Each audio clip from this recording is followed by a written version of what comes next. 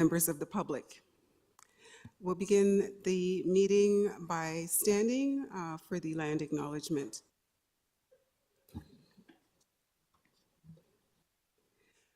We acknowledge we are hosted on the lands of the Mississaugas of the Anishinaabe, the Haudenosaunee Confederacy, and the Wendat.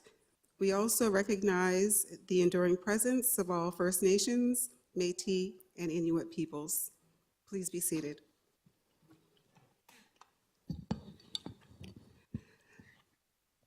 Trustees have had a chance to review the agenda and recommendations. Are there any declarations of possible conflict of interest? Trustee Dawson, I have a conflict of interest with the early years annual report because I work for a large child care provider. Thank you, Trustee Dawson. So we need a mover and a seconder for approval of the agenda. Moved by Trustee King, seconded by anyone online on PSSC? Shan. Seconded by Trustee Shen. All in favor? Aye, or raising the hand? Any opposed? And that carries. So we'll move to our next item on the agenda. We have item number 4, delegations. Delegations allow for the public to address committees of the board and are designed to ensure that members of the public can provide information and perspectives to trustees as we navigate the decision-making process. Delegates are reminded that they are to provide input in a respectful and constructive manner and should not engage in any behavior contrary to the board's code of conduct, human rights policy, or delegation procedure. We have a number of delegates tonight. Each delegate was provided with a delegation number. You will have 5 minutes to present your delegation. You will hear a bell ring when you approach the end of your time, and then trustees may ask questions of clarification following your delegation as well. Each trustee will have 3 minutes to do so, and that 3 minutes includes the questions of clarification and your responses. Please stay seated or present until we move on to the next delegate or item, just waiting for those questions of clarification.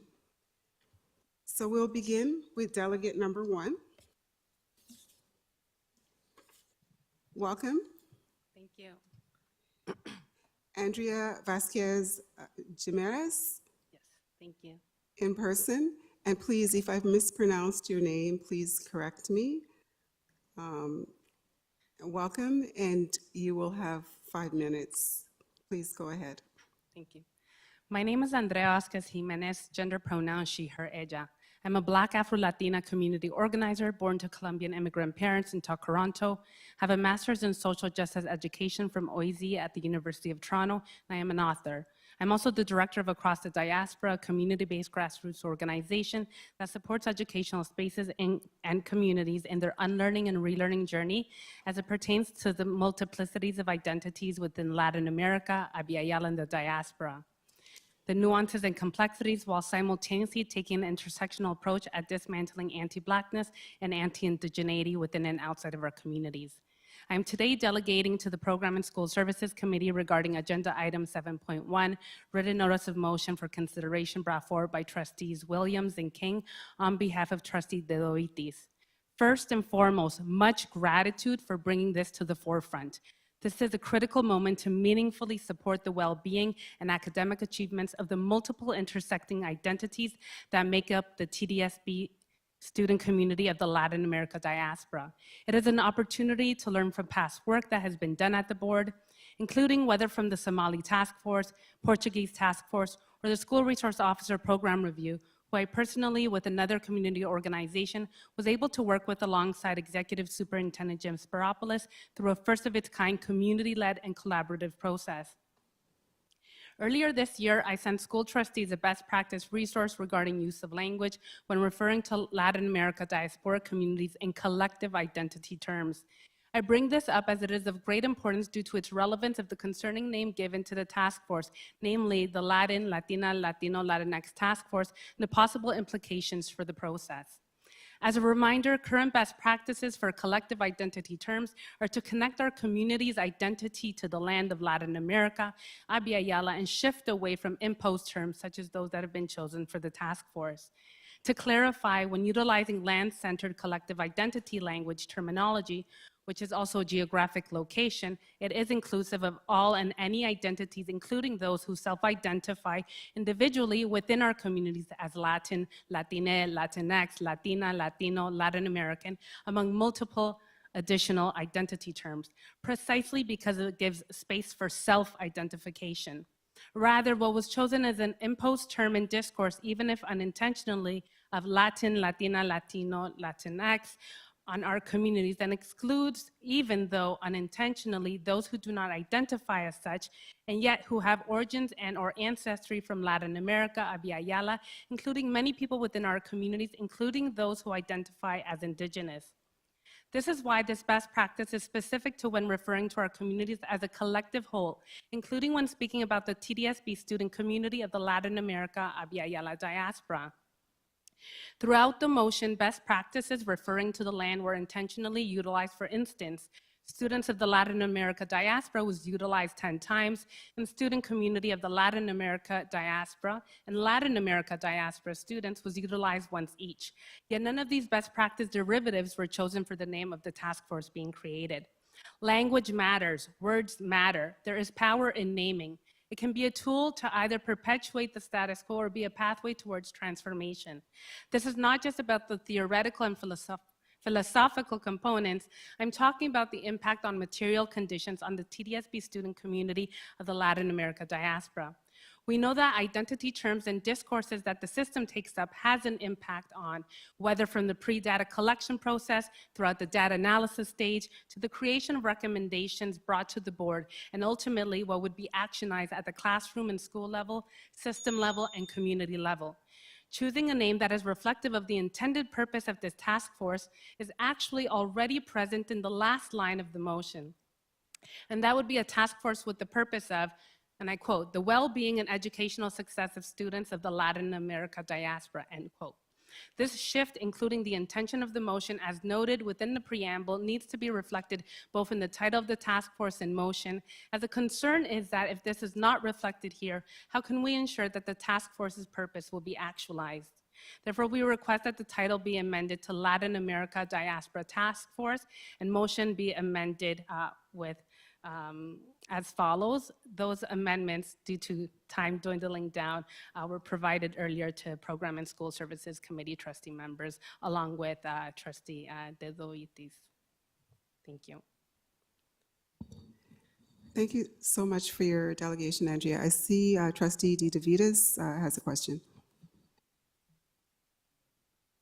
Hello. Hi, Andrea. Thank you for the petition and the passion. I know that the last time you made a petition on the Latin America history changed to the month we had a moment. And the question that I'd asked you at the time was what it meant for you. And then you shared a few things with us.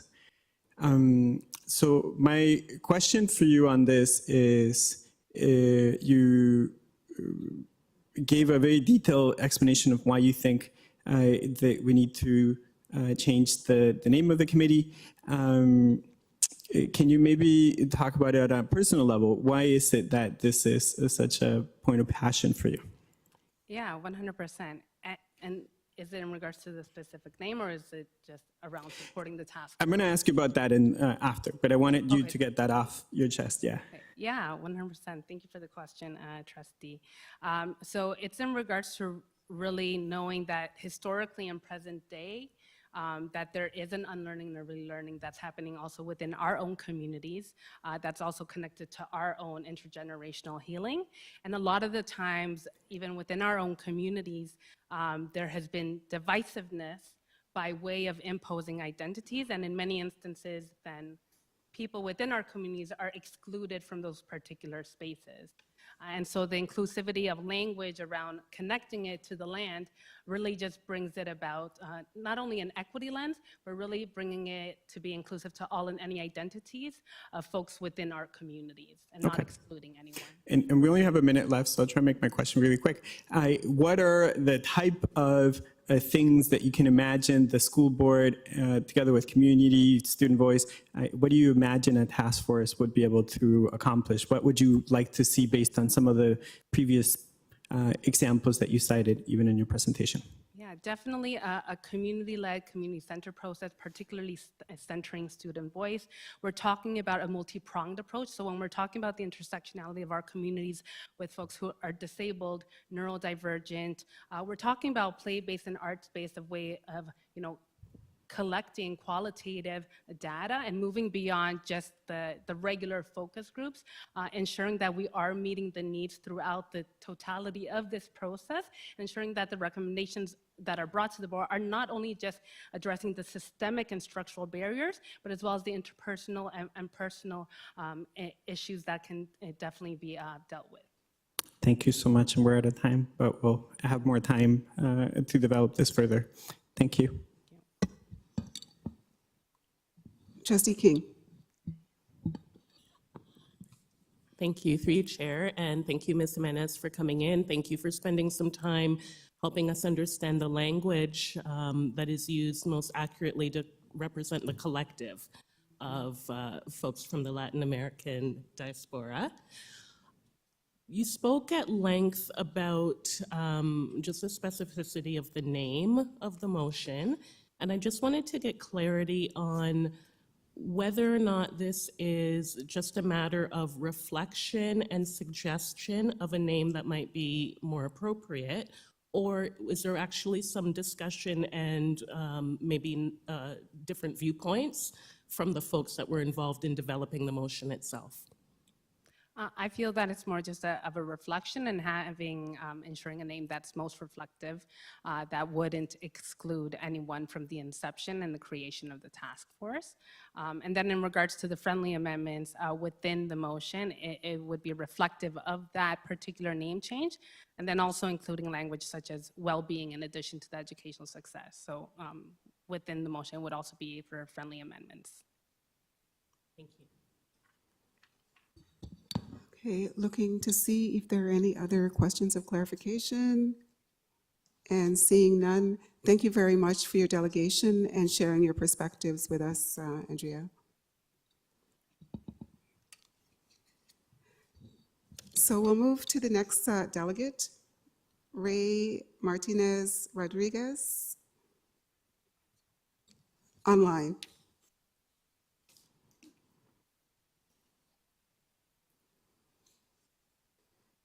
Are you there, Mr. Martinez Rodriguez? *6 to unmute.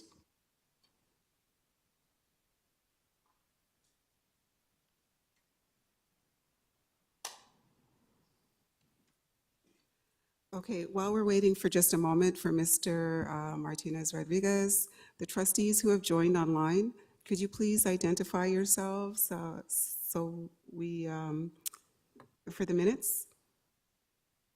Trustee Laskin's still here, Madam Chair. Thank you. Hello, can you hear me? This is Ray Martinez. Sorry, I've just unmuted myself now. Okay, wonderful. Thank you for joining us. Ray, you have 5 minutes, and then please hold on. There may be questions of clarification from trustees. So your 5 minutes, please begin. Sounds good. Thank you so much, and thank you for waiting. So good afternoon. My name is Ray Martinez Rodriguez. I am a second-year medical student at the University of Toronto, and I am of Afro-Hispanic descent, with my parents hailing from Cuba. I'm also one of the leads of the Canadian Association of Latin Medical Students at the University of Toronto, along with my colleague Nicole Sanchez, who couldn't make it today.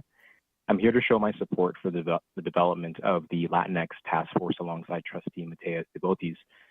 Amongst the current 250 medical students in my class, I am one of the 2 Latin American medical students, meaning that we make up less than 1% of the class, which is not congruent with the fact that the Latin community is close to 4% of the general population.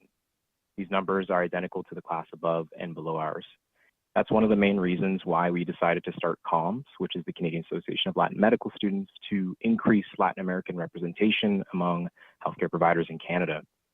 We believe future physicians should reflect the identities of the diverse population of the Greater Toronto Area, and research demonstrates that racial and ethnic congruity between physicians and their patients improves therapeutic relationship and patient outcomes. From a young age, I knew that I wanted to pursue a career in medicine, but a lack of exposure to identifiable role models and mentors made it difficult for me to see a pathway to medicine. Consequently, I pursued sports like football to break the cycle of poverty that I was born into. But during my transition to high school, I was actually academically streamlined into taking applied math by my guidance counselor, not knowing at the time that this would severely limit my options for university. I was fortunate enough to realize this early on, but had I not, I don't believe that I would be here speaking to everyone today. It was only recently that the TDSB announced that academic streamlining was a process that disproportionately targeted individuals from marginalized backgrounds across the city. And I think it's up to us to do better for future generations, and that's why I'm here today. So entering medical school in Canada is a very rigorous process with many social barriers that intercept students' ability to apply and let alone attend. Our goal is to help reduce those barriers for students starting early on in their education at the high school level. We recognize that there is a high percentage of Latin American students who do not attend post-secondary education due to reasons such as poor academic performance, lack of financial and educational support, and elevated dropout rates in high school. As a team, CALMS is in the process of creating workshops for high school students to provide them with mentorship and tools that we hope will motivate them to pursue avenues of higher education, not just medicine. That being said, we're a very small team with finite resources who unfortunately will not be able to achieve the extent of the work we'd like to complete before moving on to clerkship and residency as a part of medical school training. This is why we think that the Latin task force is imperative, and this would be a fantastic opportunity to create longitudinal relationships among partners within the working groups and thus be likely to provide effective outcomes for students. Ensuring the educational success of Latin students in the TDSB is an active long-term goal that will be achievable through the engagement of the Latinx task force composed of community members that are dedicated to their success and have firsthand experience recognizing their unique needs. Thanks for listening, and I'm open to any questions. Thank you so much, Mr. Martinez Rodriguez. I have Trustee DeVitas with a question of clarification. Yep. Thank you, Ray, for the presentation.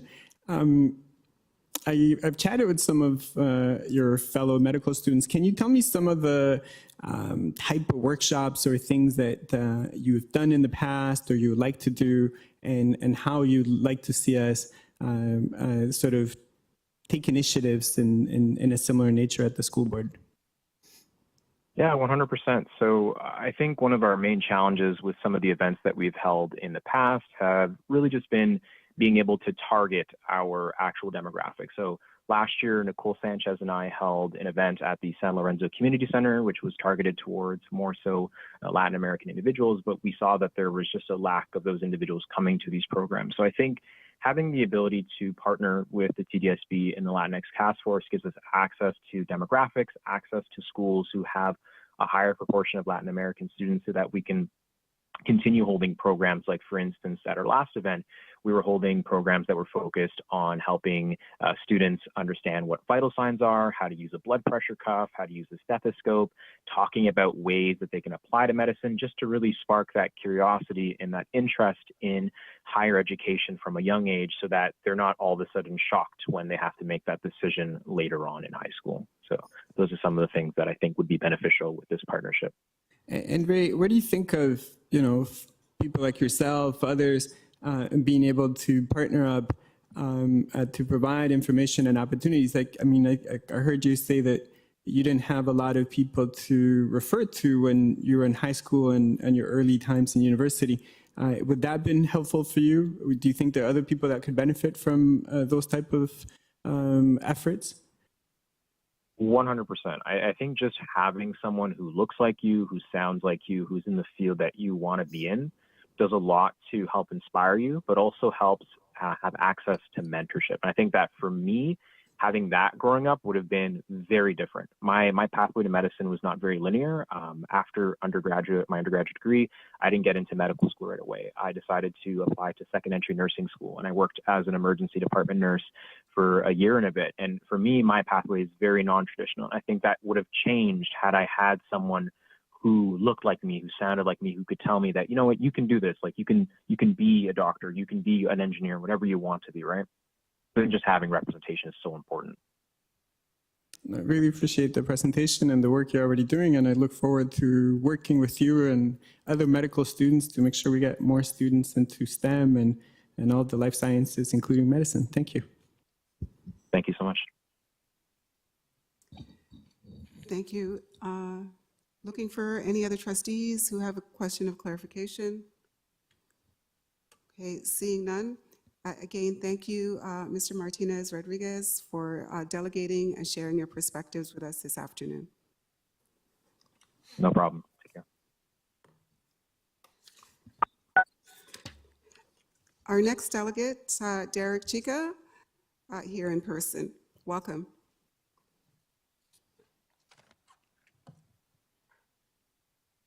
Hi, everyone. My name is Derek Chica, and I am here as a TDSB parent and co-chair of the TDSB Latin America History Month Planning Committee. I am here to ask that you pass this motion unanimously to support my community from the Latin America diaspora and create a task force to address the systemic barriers we face in the TDSB. I am Latino with indigenous ancestry from Pachamama, or what is known today as the Andes Mountains in Ecuador. I have a 6-year-old student in an Eglinton Lawrence TDSB school and a 2-year-old who is likely a future TDSB student. I went to school in the TDSB until grade 6, where I moved to Richmond Hill and became one of the only Latina students in the school. While I was born in Canada, I only started speaking English in junior kindergarten because I spent the first 4 years of my life mostly with my grandparents who only spoke Spanish. I vividly remember going to school one morning in grade 1 and standing in line outside with the teacher in front. I yelled out to my dad, "Ciao, papi," only to hear the teacher laugh and say, "That's a big puppy you have," which was followed by everyone laughing. While it may be funny now, at the time I did not understand the joke. To me, I was just expressing my love to my father in the way I had always been taught to. To everyone else, my language to express this love was funny. This othering, however small it is an introduction to racism that so many Latina students go through, including my daughter. I was watching her play on the playground one day and spoke to her in Spanish. 3 other boys heard us speaking Spanish and started surrounding her, mockingly chanting, "Hola, hola, hola." Luckily, she is one confident child and ignored them, walking away. This has unfortunately led them to escalate and get in her space, pushing her. She pushed back and I stepped in, calling attention to the parents. This was the first conversation I had with her about how proud I was about how she handled the situation and how people will probably continue to say and do mean things because they don't know many people who are Latina and speak Spanish. We spoke about the importance of empathy and understanding that they probably have people being mean to them too. For me, this motion speaks to an attempt to end this racism and discrimination that so many in our community experience in systemic silence. Unless you are a member of our community, you know people from our community, or you may have never heard this happening. Unless you intentionally attempt to address issues and barriers faced by oppressed communities who you may not hear from often, you will think silence means peace and everything is okay. This is the burden of the oppressed. As Waterloo District School Board Director Jiwan Chanaka put so eloquently, the burden of the oppressed is to name the oppression, prove it exists, teach about it, do it in a way that is not offensive to the people listening and potentially causing the harm, and to find and propose solutions. This motion will help you, as a system, listen to the oppressed. It will help you name the oppressions we face, understand that they exist, and address them so that our children do not need to experience what we experienced. It will help you build a system that allows all children to prosper through empathetic and sometimes challenging but liberating dialogues. I was fortunate to go to the gifted program in the TDSB, where I was unfortunately the only Latino. I never had a teacher from the diaspora of Latin America, and I only saw myself represented in the media via stereotypes. I kept most of my culture hidden and tried my best to fit in. In York Region, it was even worse. Stereotypes of jumping the border, being Mexican, being a gangster were fed to me by friends and student colleagues through jokes. I was literally told by a friend, "How can you be so good at school? You should be a gangster." I laughed it off at the time, not realizing that these stereotypes, along with the lack of diverse Latina representation in schools, government, and media, played a big role in the decisions I would make throughout my youth.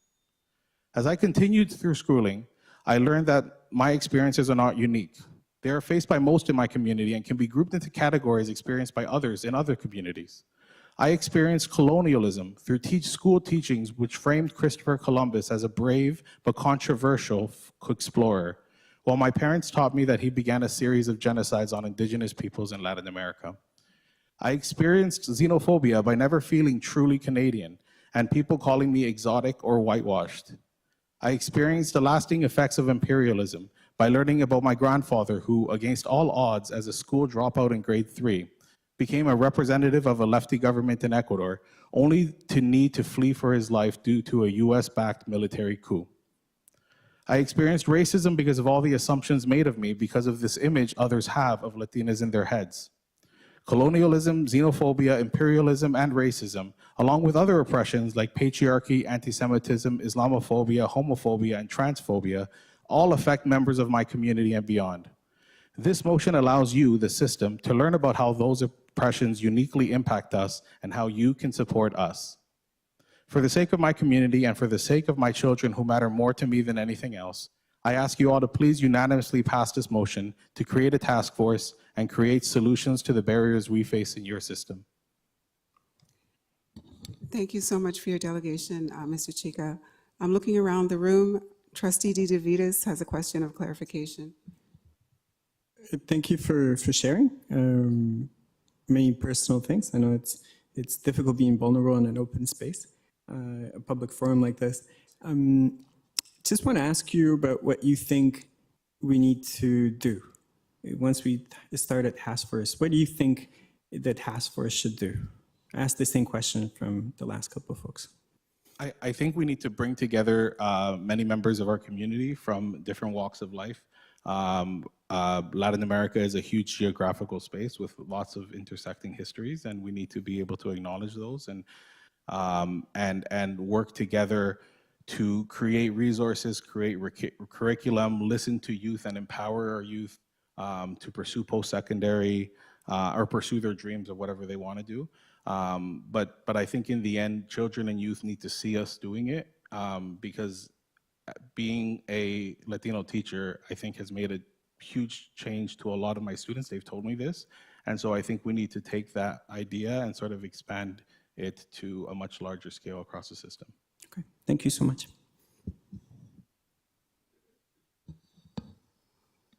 Okay, I'm looking to see if there are any other questions from trustees, and seeing none.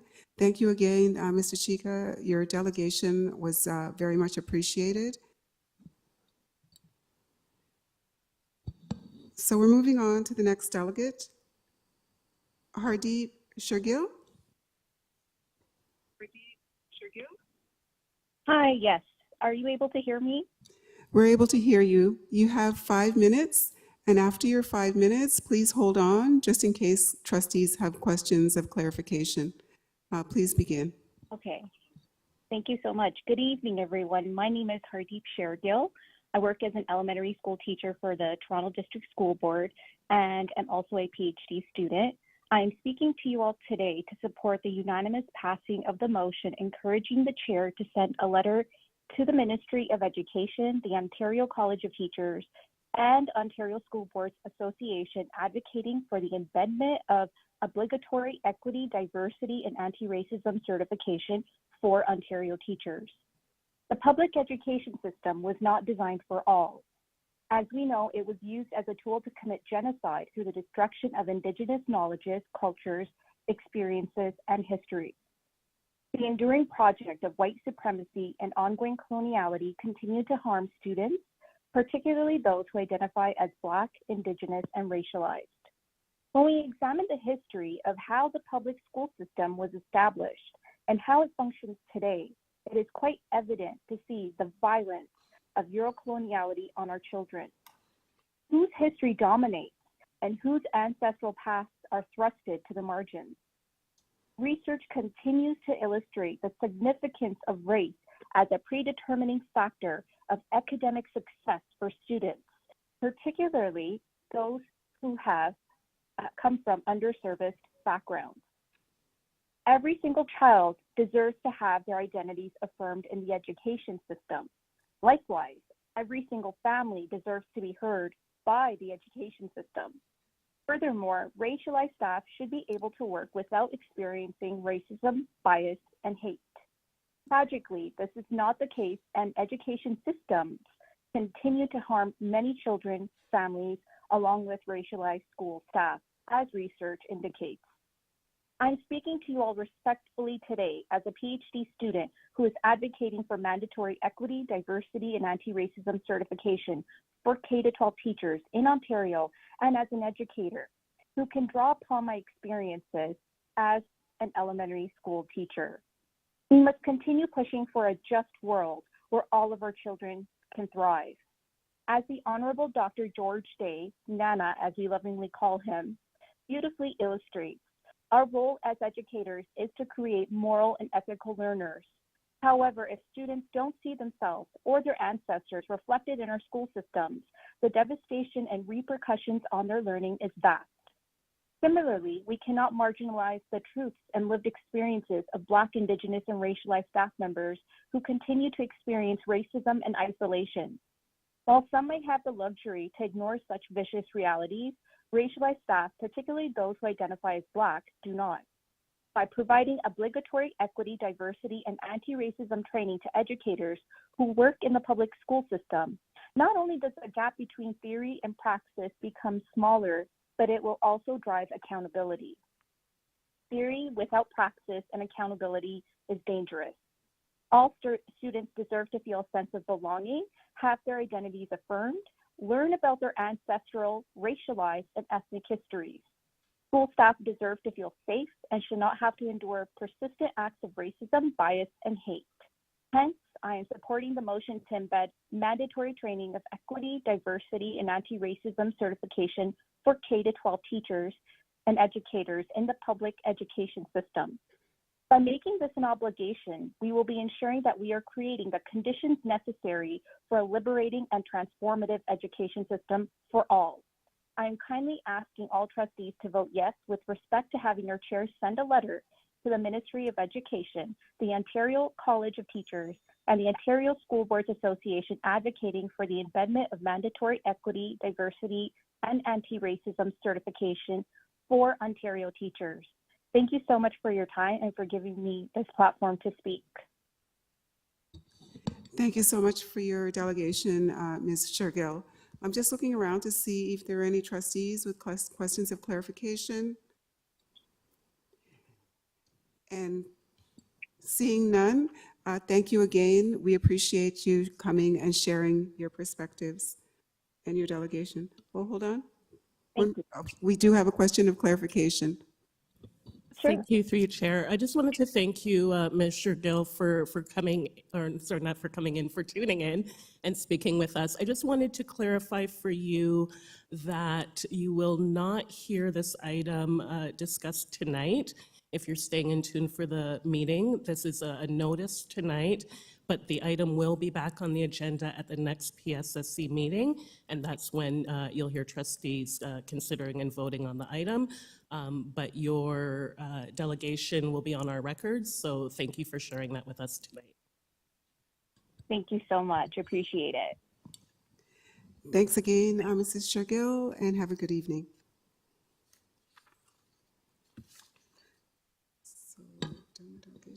So we're moving on in the agenda. The next item is Community Advisory Committee reports. And the first item is the Early Years Community Advisory Committee Annual Report 2023-2024. Do we have staff?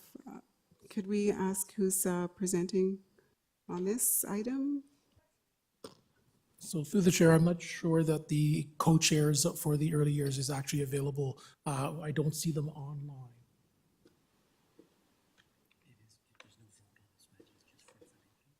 Okay. So this item is for information. It's inside the agenda package. And the co-chairs of the Early Years Community Advisory Committee were hoping like one of them could be able to attend, but in the alternative, they would need to send their regrets.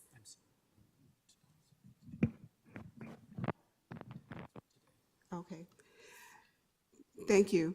And the report is in the package, the annual report, so it's there for trustees to review. The next item on the agenda is the French as a Second Language Community Advisory Committee Annual Report 2023-2024. Hello.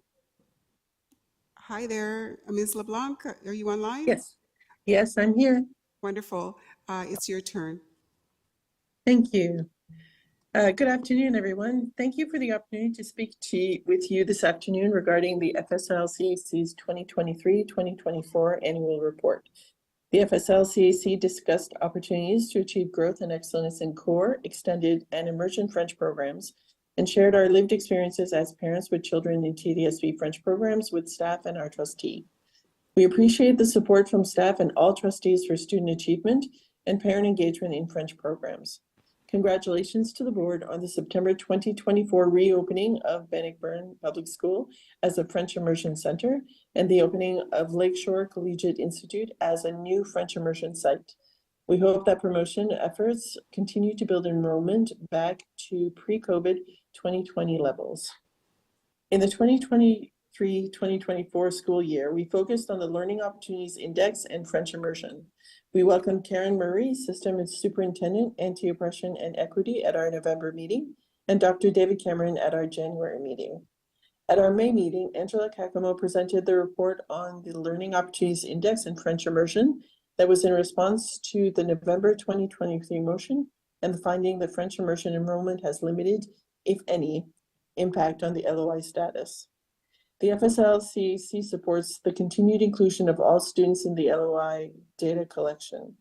The presence of students from all household income levels and all races in French immersion is encouraging, and we continue to challenge the barriers to equity of access and to work with staff and trustees on encouraging participation in French immersion by underrepresented groups. We continue to follow up on these recommendations made just prior to and during COVID 2019 and 2021, which were referred back to staff. The provision of a briefing note on TDSB DELF, which is the Diplôme d'études en langue française, capacity building and cohort results from 2013 onward. Results reporting on the impact of the French review changes, JK entry, middle French immersion, and the phase out of extended French, on achieving the goals set out in the FSL program review staff recommendations and trustee decisions of June 2019 and in policy 80 FSL programs. The last update to board was November 2021. Parent-friendly revision of special education information in procedure 597, French immersion and extended. We continue to share concerns at our meetings about additional barriers to accessing before and after school care for French immersion students, TTC support for elementary, i.e. middle school students, and secondary French immersion students, which was cut from the 2019 budget and was to continue to be offered to French immersion students in financial need at their FI school. The 1 week delay of busing for students, including French immersion students, in September, there was a response to COVID, but is still in place. Aligning the start date for registration for JK French immersion with the start date for registration for all JK entry. The advisory committee activities included meetings. We held regular meetings throughout the year from 7 to 9 p.m. and coordinated an orientation meeting in late November for new and experienced members. Executive meetings consisted of the parent co-chair, vice chairs, and Canadian Parents for French as we met and as needed throughout the year to coordinate and advance committee work and communications. Agenda meetings were held prior to regular meetings. The parent co-chair met with staff and trustee co-chair to collaborate on the agenda. The 2023-2024, we improved our attendance and punctuality for regular meetings significantly compared to 2022 and 2023. While participating from home via Zoom is convenient, it continues to present many challenges.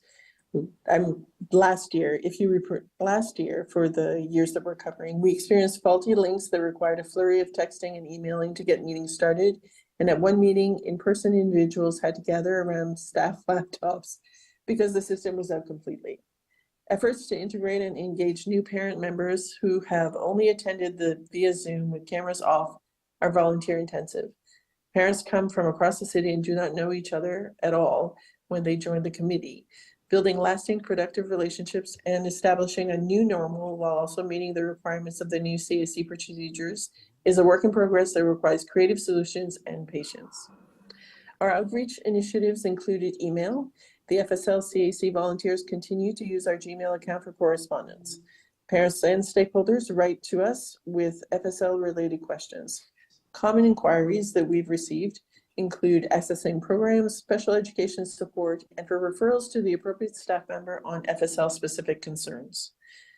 The FSL newsletter was produced and distributed in December 2023, March 2024, and June 2024. E-blasts were sent out for time-sensitive items and French immersion registration. Emails are sent out to more than 150 schools with French immersion and extended programs, trustees, and over 900 individual parents and FSL stakeholders who have signed up. It shares information about new developments in FSL and tips for parents in supporting their children learning French. The sign-up button and past newsletters are available on our website at www.tdsb.on.ca/FSLCAC. We continue to seek email addresses for parents and school councils to add to our distribution to fulfill our mandate as a partnership between trustees, staff, and parents. In November 2023, we presented at the Public School Council meeting. Our intro to FSL is available for school or ward council meetings. PowerPoint slides are posted at our website. Inquiries about having this presentation done by someone from our committee may be directed to our Gmail account, which is fslactoronto@gmail.com. In our continued effort to reach out to more parents directly, FSL Parents hosted an information table at the Parents and Caregivers as Partners Conference in February 2024. Our committee members are parents, members, and alternates are elected by parents, guardians, and caregivers in their ward or in odd-numbered years to serve a 2-year term on the FSL CAC.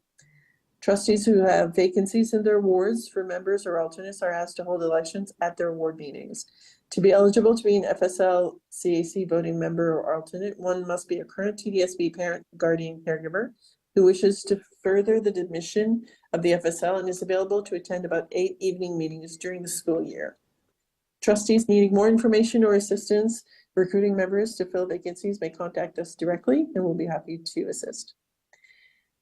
At the June 2024 annual general meeting, Lynn LeBlanc was elected as parent co-chair for a 1-year term. Charlene Henry, Charles Sue, and Musa Anwar were elected as parent vice chairs for a 1-year term. Canadian Parents for French member alternates are appointed to a 2-year term renewable in 2025 and serve as non-voting community members. With that, I will leave you. If you have any questions at all, certainly feel free to reach out to our group. We're a friendly bunch and we'd be happy to be able to help you if you have any questions. And on a sidebar, I think in the enrollment report that's coming, you will see that I think there are 27 JK students enrolled at Bannockburn for its first inaugural year for JK. Thank you. Thank you so much, Ms. LeBlanc, for presenting the FSLAC annual report. I'm just looking around if there are any questions from trustees. There's nothing online. So I just wanted to also bring to your attention, with regard to your annual report, there is a written notice of motion that's been presented at this meeting to be heard at our organizational meeting on November 3rd with regard to French as a Second Language Community Advisory Committee, the name and mandate revisions. So just wanted to bring that to everyone's attention as well. Thank you again, Ms. LeBlanc. Thank you for that note. I appreciate it. Have a great night. Have a good night. So at this point, we need to do a little bit of housekeeping. We need to have a mover and a seconder for receipt of the reports. They're for information, but we need a mover and a seconder for receipt. Let's double back to the Early Years Community Advisory Committee Annual Report. We need a mover and a seconder for receipt of the report.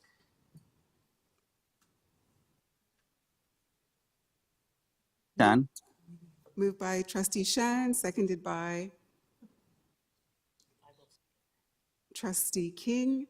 All in favor, aye, or raising of a hand. Aye. Any opposed? And that carries. So receipt of the French as a Second Language Community Advisory Committee Annual Report 2023-2024. A mover and a seconder for receipt of the report. Moved by Trustee Dawson, seconded by Trustee King. Oh, it's on eScribe.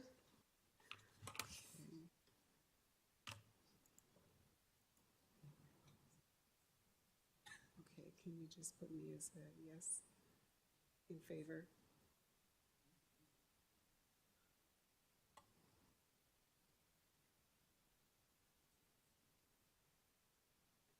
Has everyone voted? Shan in favor. King in favor.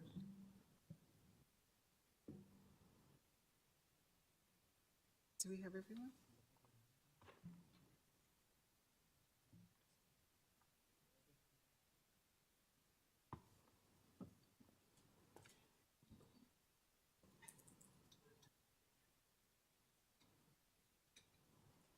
Do we have the result?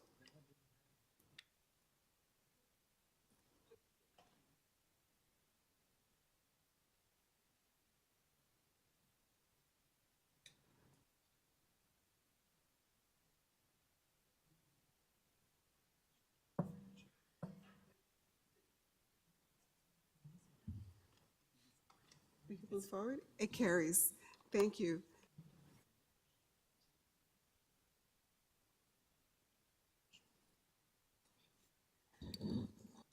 So at this point, we're moving on to staff reports.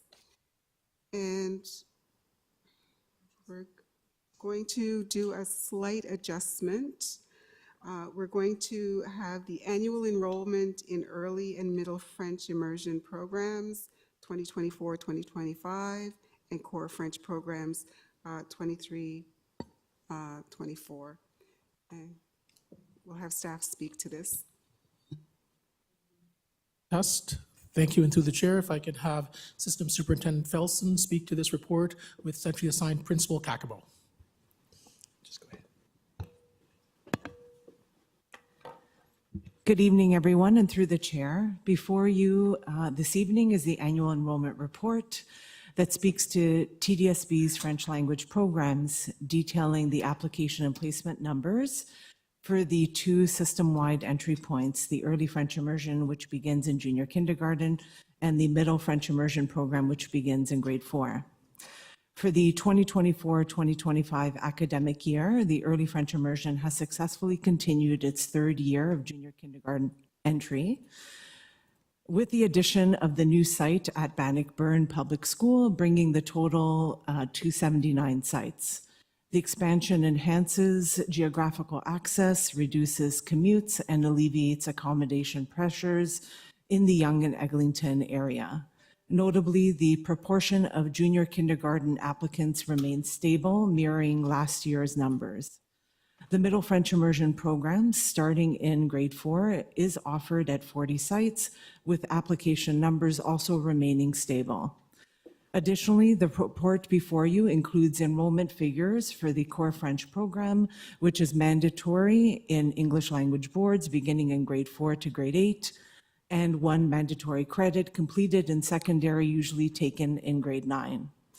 The Appendix A, noted in your agenda package on page 67, provides a comprehensive summary of the early immersion program and middle immersion entry points, including the numbers of applicants and accepted placements, When applications exceeded available program spaces, redirection was employed, with over 90% of students accommodated at their home French immersion school by address for the 2024-2025 school year. Please note that acceptances of placements may fluctuate before the start of the school year. We're already in October. I thank you at this time, and I am happy to answer any questions that you may have. Trustee Laskin? Thank you very much, Madam Chair. Maybe this is inappropriate because it's not directly tied to enrollment, but in fact, I think it is, and it's about teachers. And I know that I still have some programs that have the ability, do not have a permanent French teachers teaching French immersion, and I'm just wondering, from a system perspective, how significant the issue is. Thank you.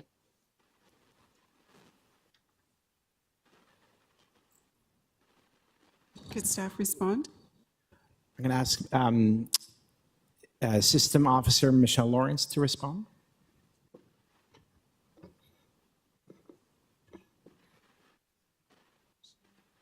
Please just give me a moment. I'm just pulling over. Sorry, I was driving. 1 moment, please. Thank you. Trustee Laskin, if you don't mind, do you have another question, and we'll come back around to your first question?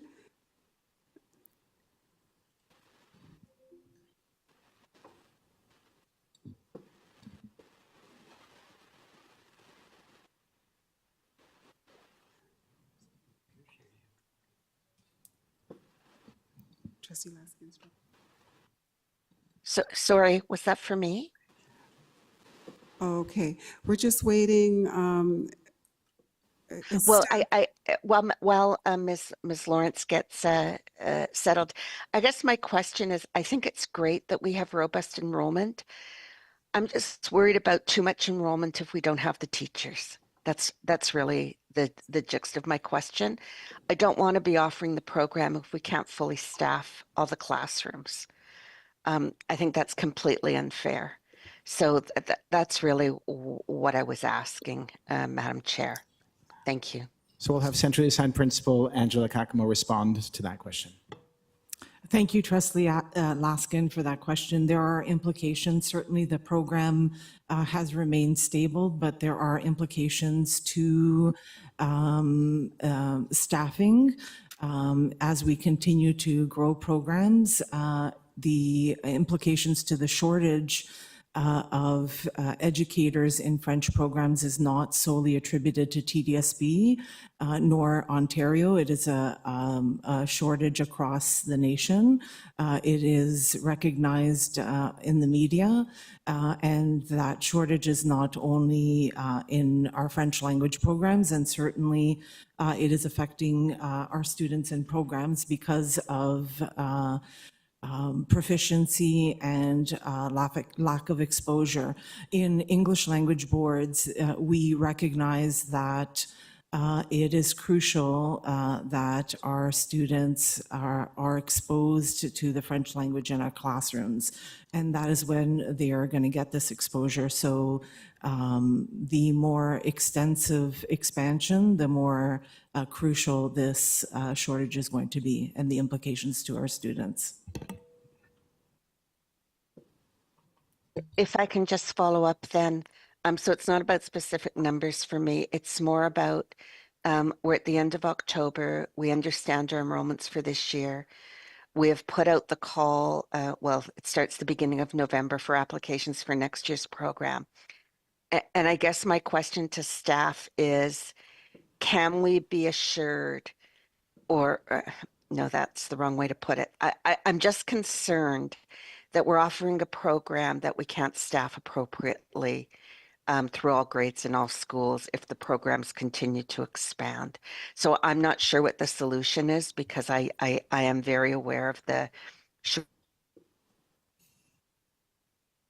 shortfall provincially, and I'm very aware of the efforts that groups like OPSPA have been trying to raise awareness and work with and get some commitment. It's not just even an Ontario problem. It's a broader problem than that in terms of the shortage of French qualified teachers. So I just want to try to avoid the situation where parents have enrolled in good faith or are continuing in the program and start the school year and there isn't a qualified teacher teaching their child.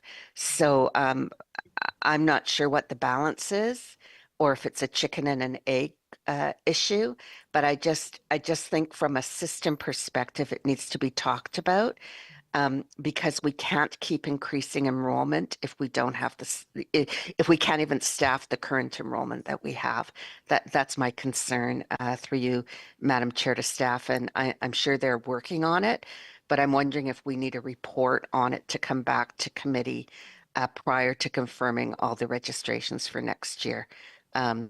I leave that, I'm not a member of this committee, but I leave that to you, Madam Chair, to discuss with staff and maybe actually for the Community Advisory Committee to also be involved in this discussion. Thank you. Thank you, Trustee Laskin. Does staff want to respond? Yeah, thank you, and through the chair, I will ask System Officer Lawrence to respond to what the board is doing, but I think the trustee has outlined a significant serious concern that we also share, and staff is looking at what options are available in order to address, because one of the things we don't want to do is effectively provide individuals with opportunities and then not be able to provide them with the actual education and the teachers in order to provide the service that are expected. So I'll ask Ms. Lawrence to speak to what staff is currently doing, but this is a very important concern of ours, and we do want to bring forward to the board actions that we might be able to take in order to address the concern that's been raised. Ms. Lawrence?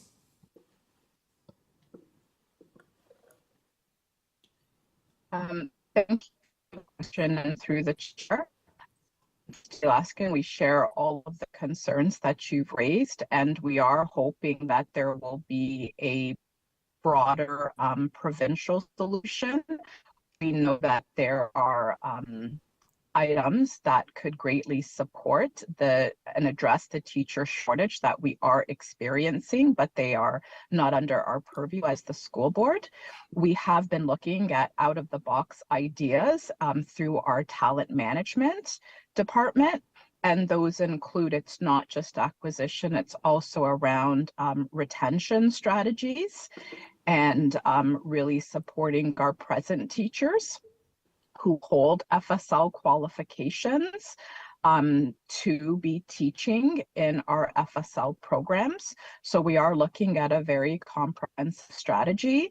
Yes, we are aware that we continue to have vacancies in FSL programs. Sometimes they're due to geography, sometimes they're due to timing, sometimes they're due to not being contract. We were very proactive this year and offered quite a slate of FSL qualified teachers in May ahead of our regular hiring protocol for that time of the year. So we wanted to secure those folks. So we did pool hiring. And the concern, though, is that these pool hired teachers who were of excellent quality were also hired into vacancies that did not require FSL, right? And we can't preclude that from happening. So we're looking at other ways that pool hiring, retention strategies, succession planning. We're looking at a variety of strategies to support our efforts to provide FSL qualified teachers to our staff, so to our students. So we are well aware and on the same page as you that to continue offering programs that we are running into issue staffing, what other things can we do? And we do have some ideas. We've looked at other boards across the province to look at some different ideas. of how to support. And so we continue to work with our centrally assigned principal, Kakamo, on a variety of strategies. We're connected with the province in different initiatives around recruitment and retention of French teachers as well. Thank you. And through you, Madam Chair, I look forward to the next report.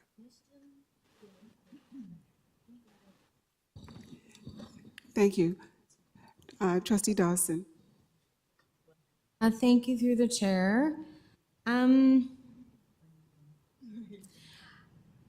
I wondered if you could talk a little bit more about the strategies to retain and also, I guess, recruit directly into French as opposed to those French qualified teachers choosing to teach something other than French.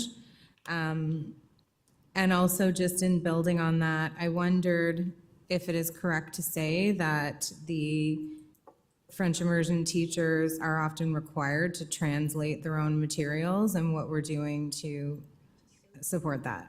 Thank you. So through the chair, I'll ask System Officer Lawrence to respond to that, please. So I can, through the chair, I can respond to a portion of that question, and then I'm going to ask my colleague, Angela Kakamo, to talk about the many supports that are offered in terms of communities for French language teachers. There are a variety of, and again, they're out of the box. And so I don't want to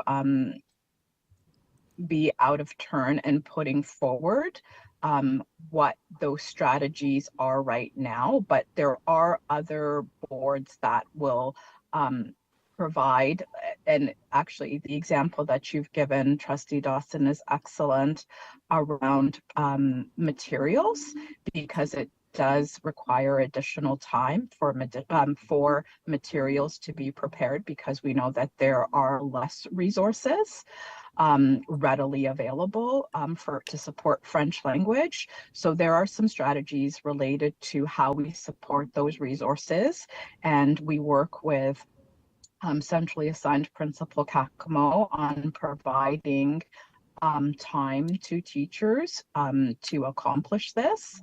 And building these communities of expertise.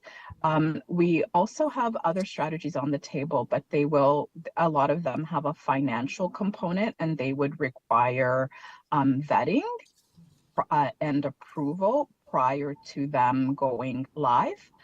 And we've got like a lot of resources. We send folks out to different universities, where we have high French graduating classes, candidates available to us.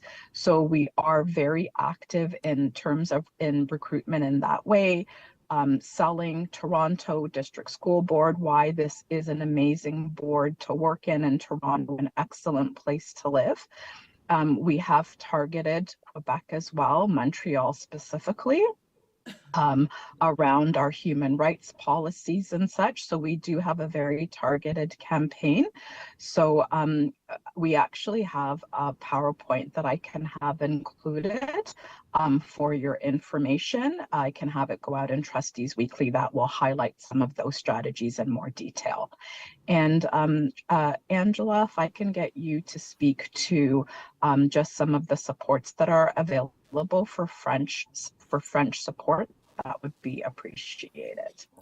Thanks, Michelle. And through the chair, I wanted to add what Michelle said before I go to retention. We've worked with people in culture to create a specific video, because we know that Toronto has unique attributes, and to target specifically bringing teachers of FSL background to Toronto.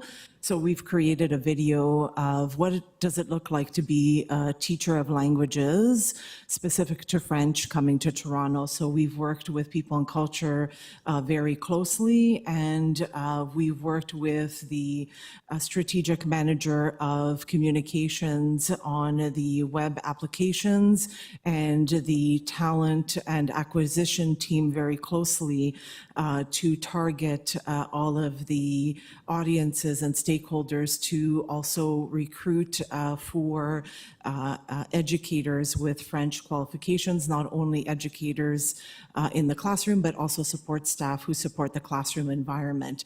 But when we speak about retention, it's about a targeted plan that's multi-tiered to support educators in classrooms, and that's our support staff and our teachers. And that's to continue to plan, fund, and deliver a targeted professional learning plan to support them in the classroom for instruction. We do get funds from the Ministry of Education to support release. It's targeted to instruction and pedagogy. It is multi-tiered and differentiated to support not only the educators in the classroom, but it's supporting them for their needs. It provides job-embedded support. It provides support for them to have mentoring and coaching. It supports them to have release time to come out to professional learning. It's for our core immersion and extended program that is currently phasing out.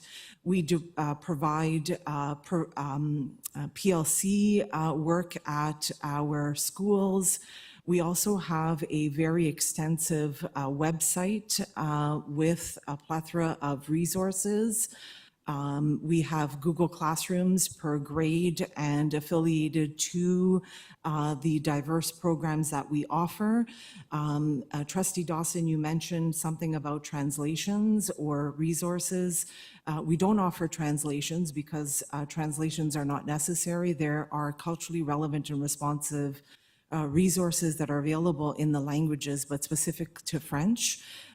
We don't make any recommendations, but we did work with the Center of Excellence, but also our equity department to come up with a tool that schools are to use when they're looking at resources, because we want to make sure they're responsive to the community of learners and students at the specific school, to ensure that their voice and the particular community is represented. So that is just an overview of how we support retention at schools.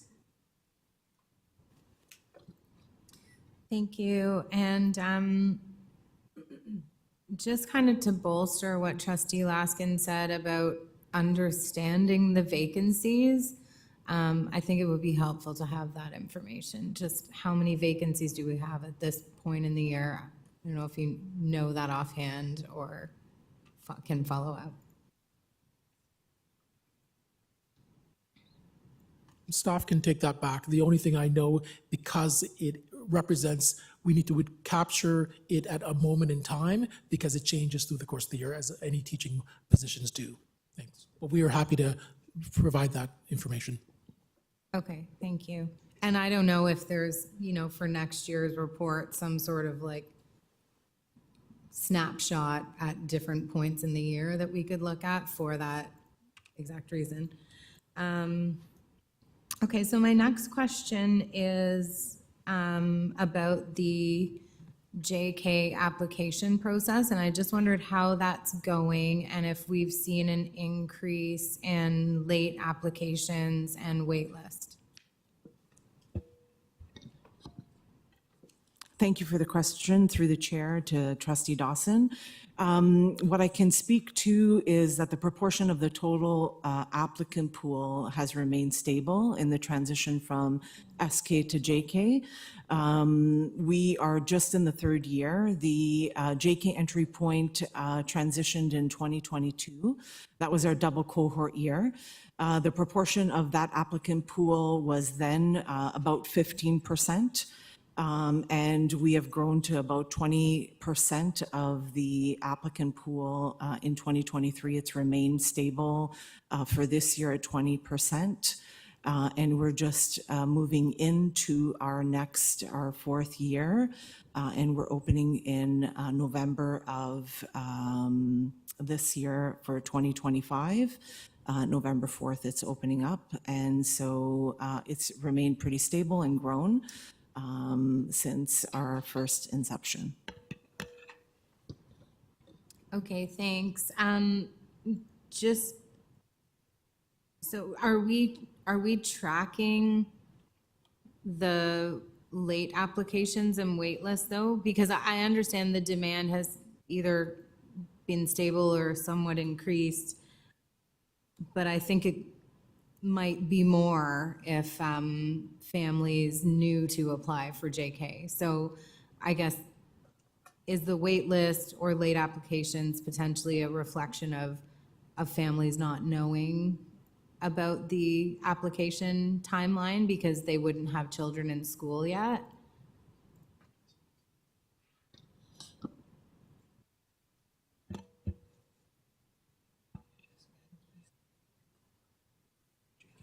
So thank you through the chair to Trustee Dawson. We do a lot of information sharing to our pre-JK applicant pool. There is a very targeted, as I mentioned before, we work with our strategic manager of communications over the last few years to ensure that communication goes out to various affiliations, including, and I'll give an example, to our third-party providers, our childcares, our any school communities. We have entertained in the last year or so to meet with our principals at our new sites to gather feedback from them as to how they feel their feedback is to communicate with pre-JK families in the neighborhoods. We have partnered and communicated with our Parent and Community Engagement Office with Michelle Monroe, and reached out to our community support workers, who we know are frontline individuals to support communication. We have shared with our settlement workers to ensure that families get information, as we know they are also frontline. We ensure that the information goes out to all of our school councils, and Parent Engagement Office shares that with all of our CACs in emails to share it far and wide. It goes out to trustees, and we ask that trustees share it out with their affiliations as well. And that's just a piece of the puzzle as to how far and wide we share it. It goes out in all social medias and in community social medias and print ads in all of the languages as much as possible.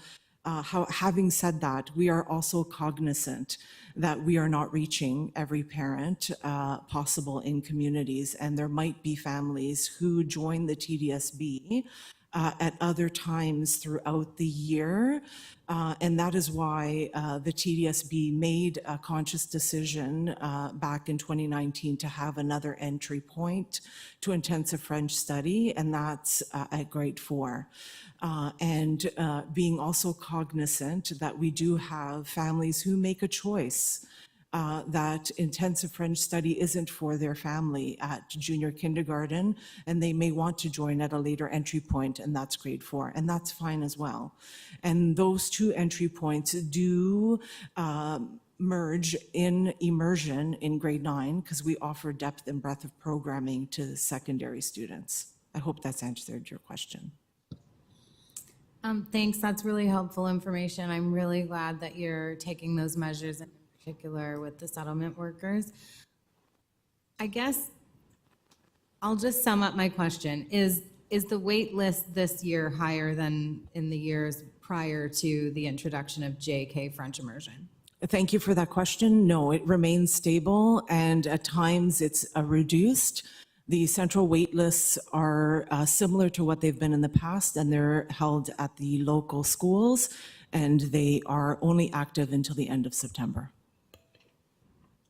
Okay, thanks. That's very helpful. Those are my questions. Thank you. The next speaker, Trustee King. Thank you, through you, Chair. Just a couple of questions. I was wondering if staff can provide any context around the enrollment numbers for early JK that are particularly high. So there are a few where we see 111, 105, 74. I'm just curious whether these are consistent with past years, or do they represent some growth in particular areas or even a decline? Just, is there any story around these higher numbers?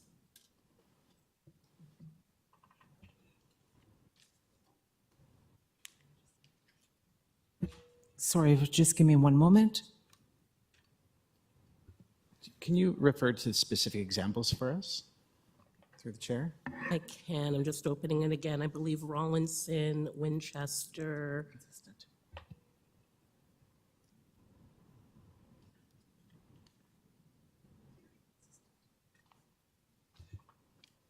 Through the chair to Trustee King, thank you. In the last few years, those numbers seem to be consistent with the area. Thank you, through the chair. So just high demand areas for French programming. That is correct. Okay. Separately, I wanted to ask a little bit more about the acquisition and retention strategies around staffing. Has there been any thought at looking at the experience of French-speaking Black educators at all when it comes to retention? We've been having a lot of discussion around the experience for Black educators. We have a motion that's speaking to that, and we heard a delegation. And obviously, we have educators that might identify as Black from French-speaking Caribbean islands, African countries on the continent. And I'm just wondering whether or not staff are taking that lens at looking intersectionally at the experiences that they're having and what might be impacting their decisions to stay in French speaking, or to seek other opportunities. Through the chair, thank you for that question. We actually had a focus group last year with York University, and that was one of the inquiries and discussion, and I'm awaiting a report from York University on part of that discussion. We always ask ourselves some of those questions and ensure that individuals' intersectional cultural identities are part of the discussion in regards to identity, and representation is important in our programs. And so we're waiting to continue that discussion as well with York. Thank you. So as a follow-up, is that, could we expect to see some remark and comment on that in the reports that follow? Yes, I would hope so. Thanks. And then finally, can you just remind us when we could expect an update on the French enrollment and the related questions that have come up?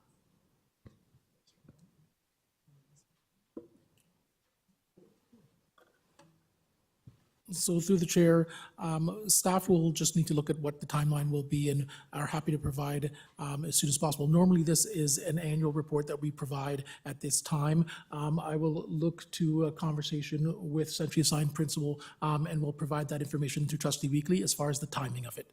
Thank you. Thank you. Thank you.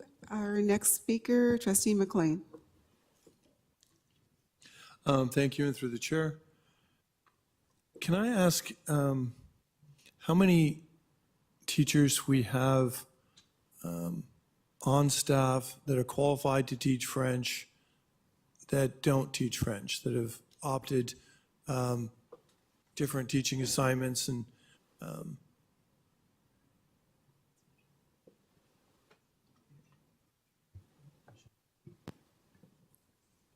So thank you for the question. I'll ask System Officer Lawrence to address this question. Okay, sorry, Trustee McLean, through the chair. I can actually provide the exact numbers to you because I did just get them last week. A fifth of our teaching population, so it was 2,158 of our 10,500 teachers do have their FSL qualifications. And I also do have the number. I just will need to pull that up in terms of how many are actually teaching, but definitely not all of our teachers with FSL qualifications are teaching in FSL programs. I can provide you the number shortly. Okay, thank you. And again, through the chair. And I'm going to get in a lot of trouble with this because my wife is a retired teacher, so I want to put that out front for all the teachers and all the hate I'm about to get. But I'm all for teachers being able to select what assignments they would prefer to do and not do, as long as the system is able to meet its requirements about the programming that we're offering. So if I'm going to follow up on Trustee Alaskan's issue about, we want to grow programming because there's the demand for it. We have staff that's qualified to teach it, but we don't seem to have the ability to be able to require, I guess, our staff to be able to fill our needs. And I guess, is this also true for secondary school biology teachers who we hired because they had degrees in biology, and do we get to spend any more time, directing them to do, in essence, the assignments that we hired them to do because of what background they had and what degrees and what minors they had, helped with their employment? So is this unique to French? Is this all subject matters? Are there areas where we have greater ability to allocate our staff and French just isn't among them?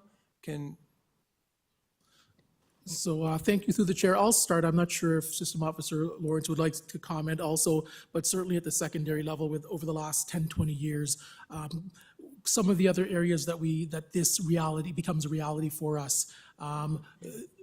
Phys ed, individuals tend to go into phys ed initially and then transition to other areas such as history or geography or politics or science or biology. Also, when we look at special education, probably a few years back, we had some significant challenges with respect to the notion of individuals signing up for special education in order to get access to a teaching position and then transitioning out of special education during that period. So there are other areas that we have experienced this. At this point in time, we know that French is one of those acute areas that we know we have been focusing in on in TDSB, but certainly across the province. And it's something that we have tried to look at different ways to offset, but we also have to make sure that we're working within collective agreements in order to ensure that we abide by those expectations. Ms. Lawrence, I'm not sure if there's anything you wanted to comment on in this? No, I think you've summed it up quite well. And just to provide Trustee McLean with the information that he requested, so based on our present complement of contract teachers, 2,158 teachers have their FSL qualifications, which is 20% of our contract teachers. And how many of these teachers are teaching in FSL positions? So we have 959 teachers teaching in French immersion and French extended. Now, I have to verify the number that are teaching in core programs. So your point is very well taken, but to Associate Director Salmon's point, we do have to abide within collective agreement. So it is not, once teachers are contract,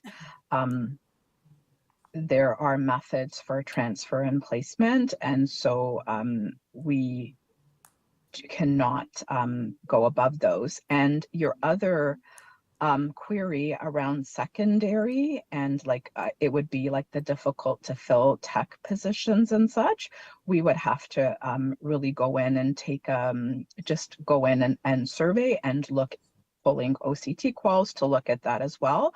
But it would be really similar in terms of collective agreements and abiding by those parameters.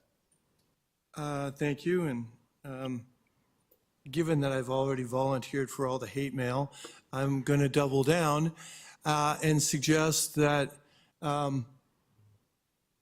if part of the challenge is around the collective agreements and whatnot, when our collective agreements are up, do we seek to negotiate agreements that allow us to meet our basic, like, to better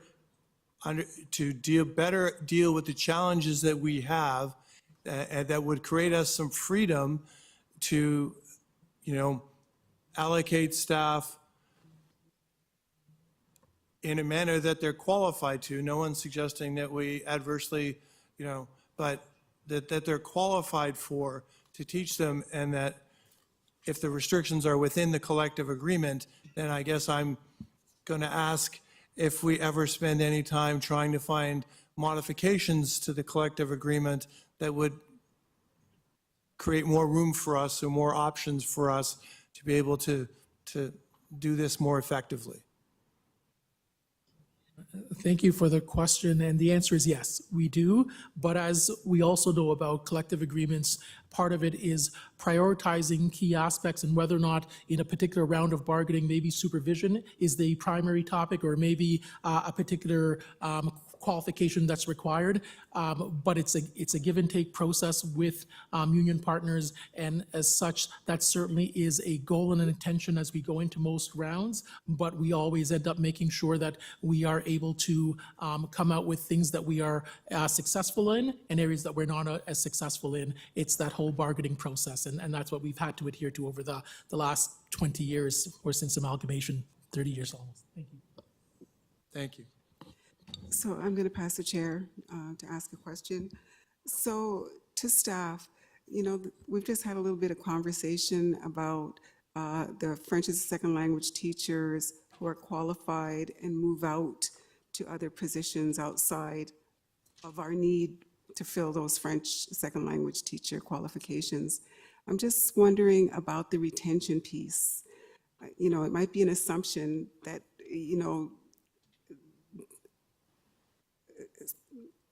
it would seem like you're moving towards something that's more attractive, let's say. Can you speak to the retention goals and activities to make these positions attractive and supported?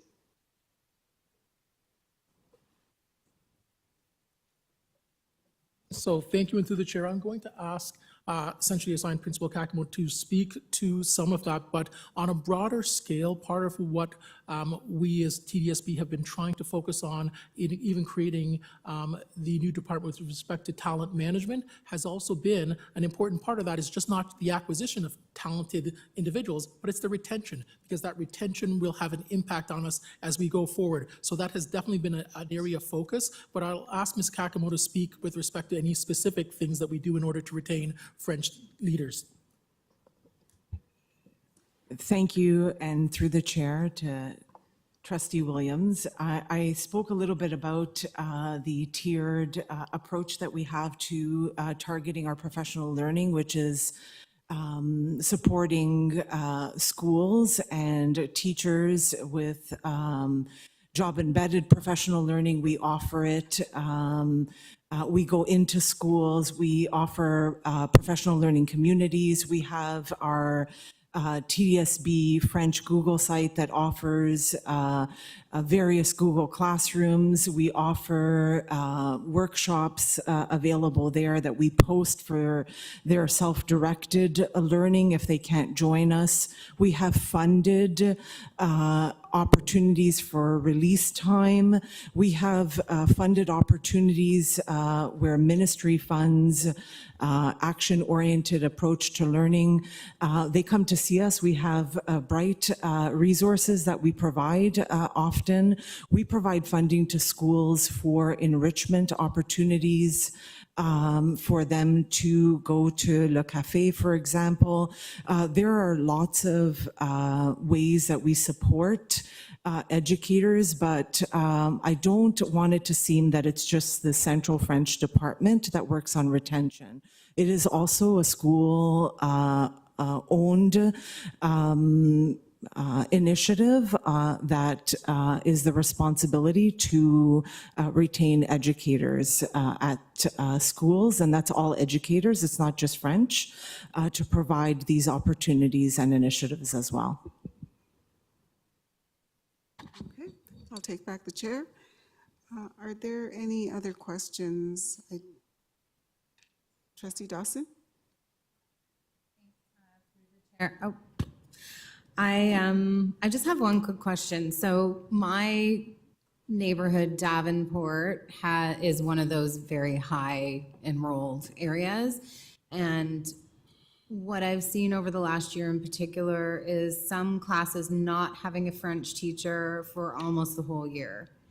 And I wondered, what is the plan typically in a situation where the students are not able to get their required number of hours of instruction in a year? How do we mitigate that? So thank you for the question through the chair to Trustee Dawson. I can appreciate and understand the challenge that can present. We do have a couple of K-12 learning coaches that do support schools, and this is one of the ways that we target intervention at schools when there isn't exposure to French. And we do support schools such as the situation that you've just mentioned. The coach can go to a school, and in fact, we have supported in situations that you've mentioned, where the coach will go out and support where there's an educator who speaks English to support students with exposure to the French language. What we are concerned with is not the particular hours, because TDSB does provide in the early immersion program with more than the required hours to enter grade 9 as per the ministry's expectation. What we do want to give students is exposure to the language in class, because we want them to retain the skills and the proficiency in the target language and exposure so they can participate with their colleagues and peers in class. And so we have created, and this is one of the ways that we work on retention and attracting educators to classes, is we've created a handbook as well to support schools with exposure to the target language of French for those students. There are things like IDELO and other culturally relevant and responsive resources to ensure that those students have exposure when there's an educator who does not speak French in the classroom, so those students aren't left without. I can speak to as well in Core French. Last year, we had ministry funding and we purchased resources with a 5-year license, and students and teachers have access to these digital resources so they can have exposure as well to French language learning in class if there's an educator who does not speak French as well. So that's some of the ways that we support when there's an educator missing. There may be assessment that needs to be done later, of course, but they have exposure. Hope that answers your question. Okay, thanks. Yeah, that was a great answer. So just a follow-up question, when there are vacancies of that nature, do we look at them across the board and then prioritize placement? So would we say, okay, a grade 8 class is more critical than a grade 5 that could catch up? Or is it really the individual teachers applying to the vacancies wherever they may be? Through the chair to Trustee Dawson, and thank you for that question. My team is quite small, so we try to prioritize when the requests do come to us from the principal. We try to prioritize in areas of need. We entertain LOI, we entertain the length of absence from the educator and the description that is entered from the local school principal. Okay, thank you.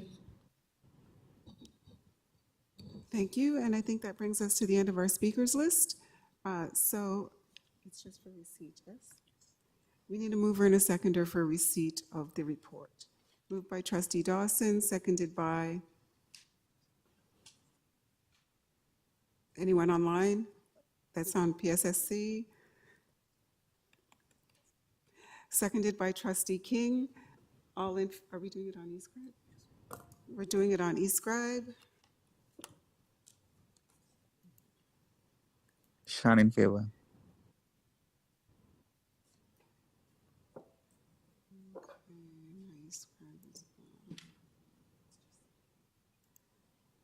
Okay, Trustee Williams in favor?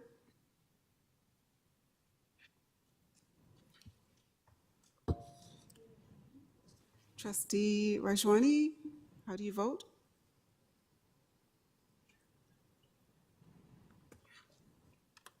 Dawson in favor. Trustee Rajwani in favor.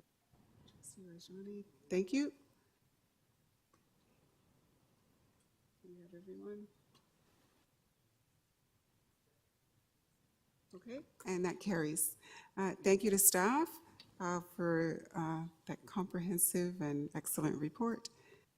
We're going back to agenda item 6.1, the French Achievement Action Plan Report 1 for 2024-2025. And who will be speaking on this? Thank you, and through the chair, I'm going to ask Executive Superintendent Panagiotis to make comments. Thank you, and through the chair. So good evening. Tonight, we will be updating you all on the work that the math team has been doing over the past year, and we will be sharing our first year's data. This is in many cases a baseline year. It has provided us with information that we are using to refine our approach this coming year. As you may recall, next slide, please. As you may recall, this work began with when the current provincial government passed Bill 98, the Better Schools and Student Outcomes Act, in June 2023. The ministry then developed a student achievement plan, which provides school boards with 11 key performance indicators, KPIs, that monitor student success. One of these KPIs focuses explicitly on mathematics, including EQAO as one measure. Other KPIs include attendance, student engagement in science and math for our grade 11 and 12 students, and this is also tied to the work happening in our schools. At the same time, TDSB was engaged in working with stakeholders to develop the multi-year strategic plan, and this plan, as you know, includes 4 strategic directions, and tonight's report focuses primarily on Achieve. We will also touch on Thrive and Belonging. But building on this foundational work and the data we've collected, the Math Department has developed the Math Achievement Action Plan and is now beginning the second year of implementation. I'll pass it over to centrally assigned Principal Murphy Salo, please.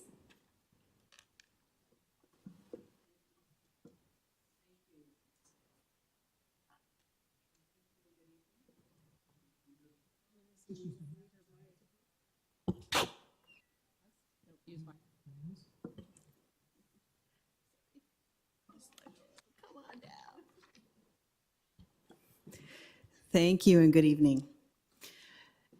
Next slide, please.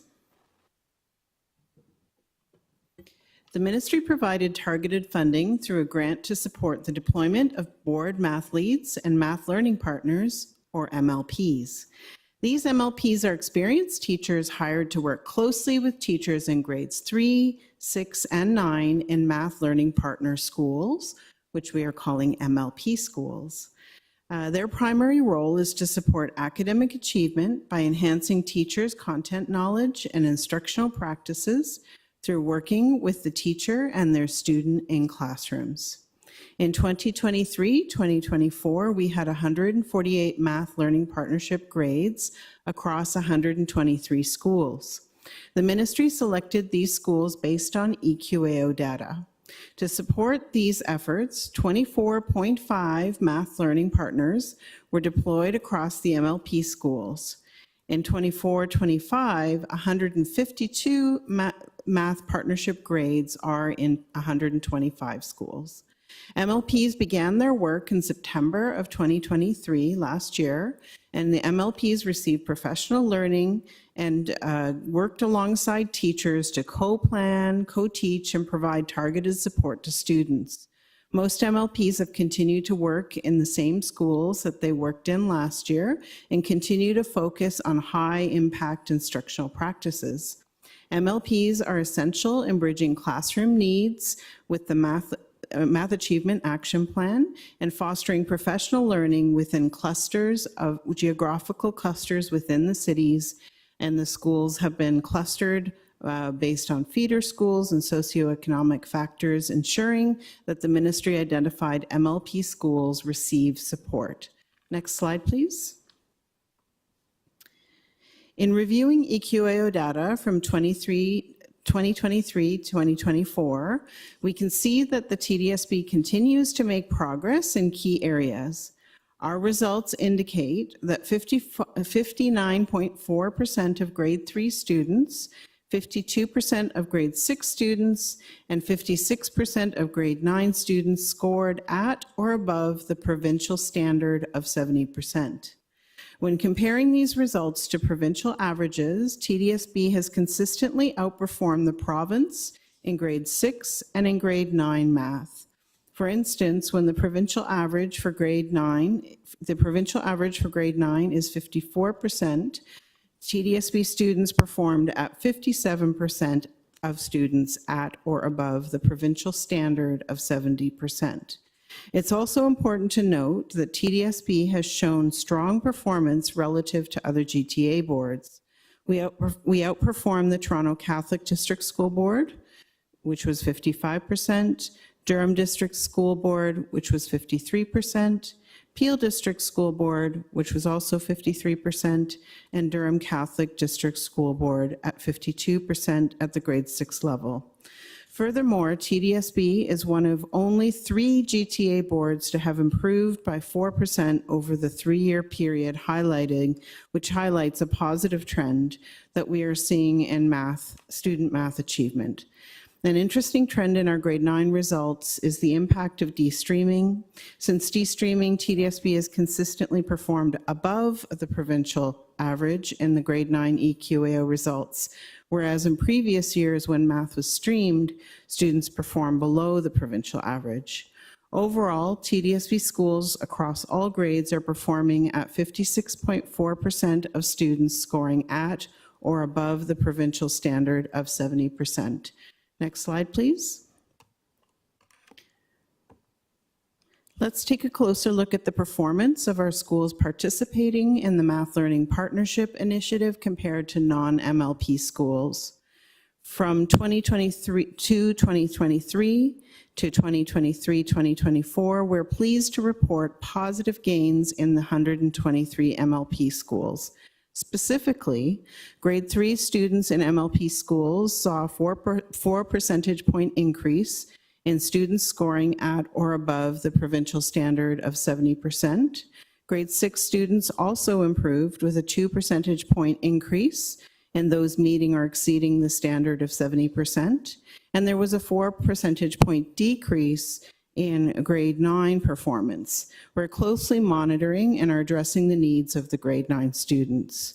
In non-MLP schools, which are those not supported by the ministry's Math Learning Partnership Initiative, they showed a decline across EQAO grades, a 1 percentage point decrease in both grade 3 and grade 9, and a 3 percentage point decrease in grade 6. This data highlights the early positive impact of the MLP initiative in critical areas. There is important work to do, especially in grade 9, and the improvements in grade 3 and 6 within MLP schools suggests that the targeted support provided by the math learning partners is starting to yield results.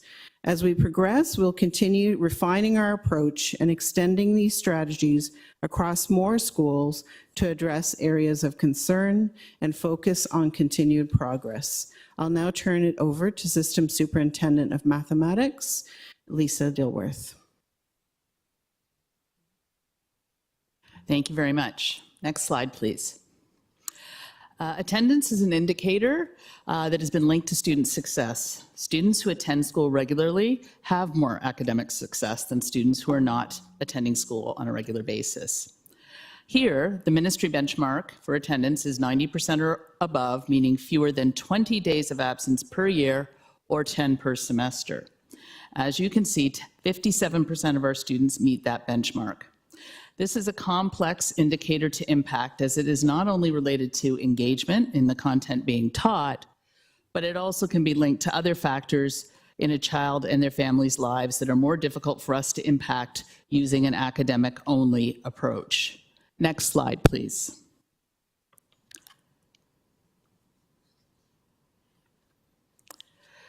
As with all change management, there are challenges that we face in realizing ongoing improvement.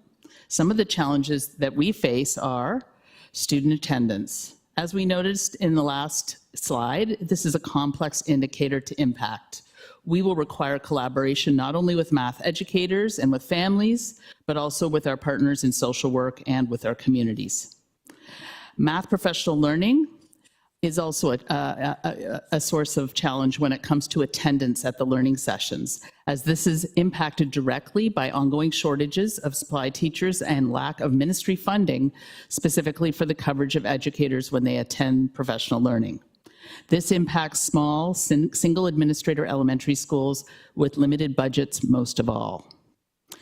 EQAO is a well-promoted data indicator. However, it is lagging data from the previous year's students in grade 3, 6, and 9, which means we cannot use the data to help those students in real time as they have moved on to the next grade.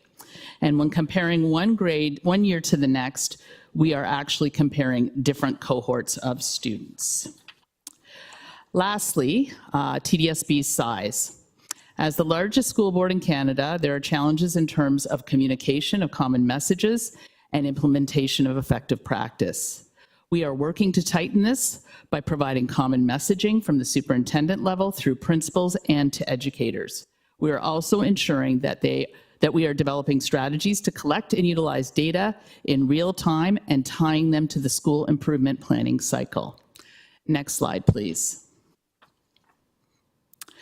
Moving forward, we are continuing with a focus on learning for our educators and school principals, vice principals, and superintendents. As you can see here, they include many opportunities to learn using evidence-based approaches that will both improve the content knowledge and instructional practices of our educators, resulting in improved learning for our students. We are also embracing a more collaborative approach, working with our friends in global competencies to offer learning that is more focused on high-impact instructional practices. These sessions are being offered virtually and in person to make it easier for staff to attend. A key difference this year is the work we are doing to integrate school improvement practices such as data collection and analysis with ongoing monitoring cycles of intervention for students who are struggling at the classroom and the school level as a way to impact student learning using newly acquired teaching strategies in a targeted and intentional manner. This work will also provide superintendents and principals strategies to monitor the implementation of professional learning and the impact on student learning throughout their schools and our district.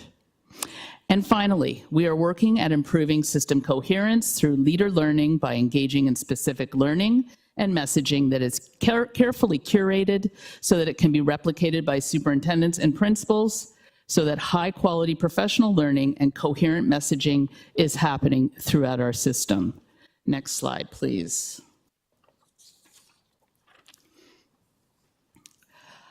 So, after the analysis of the data, changes that we've made this year include more collaboration with other learning partners within our board to enrich our learning opportunities and making them more accessible to TDSB teachers, professional learning that includes identity-affirming approaches, and support to the engagement and the delivery of high-impact strategies. SIP work will be closely monitored and capture the indicators of success and provide principals and superintendents with the data we need to respond to system and student needs. This year, our math learning partners are continuing to engage in ongoing professional development, focusing on learning how to support teachers in the effective use of math tools and representations, how to intentionally support students to move their thinking from additive to multiplicative thinking, and how to develop student understanding of algebraic reasoning, all based on local and provincial data. Many of the other school boards in the province are engaging in similar approaches. We are collaboratively working with the ministry to ensure that our approach meets the expectations and standards laid out in the Student Achievement Plan. Finally, the ministry is expecting us to monitor the number of students on modified IEPs for math and provide interventions to reduce this number, ensuring that more students are participating in math programming at their appropriate grade level. Next slide, please.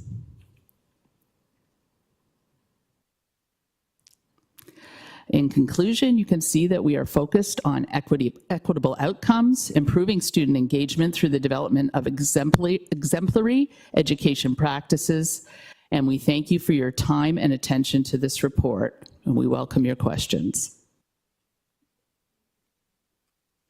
Thank you. I have Trustee McLean first.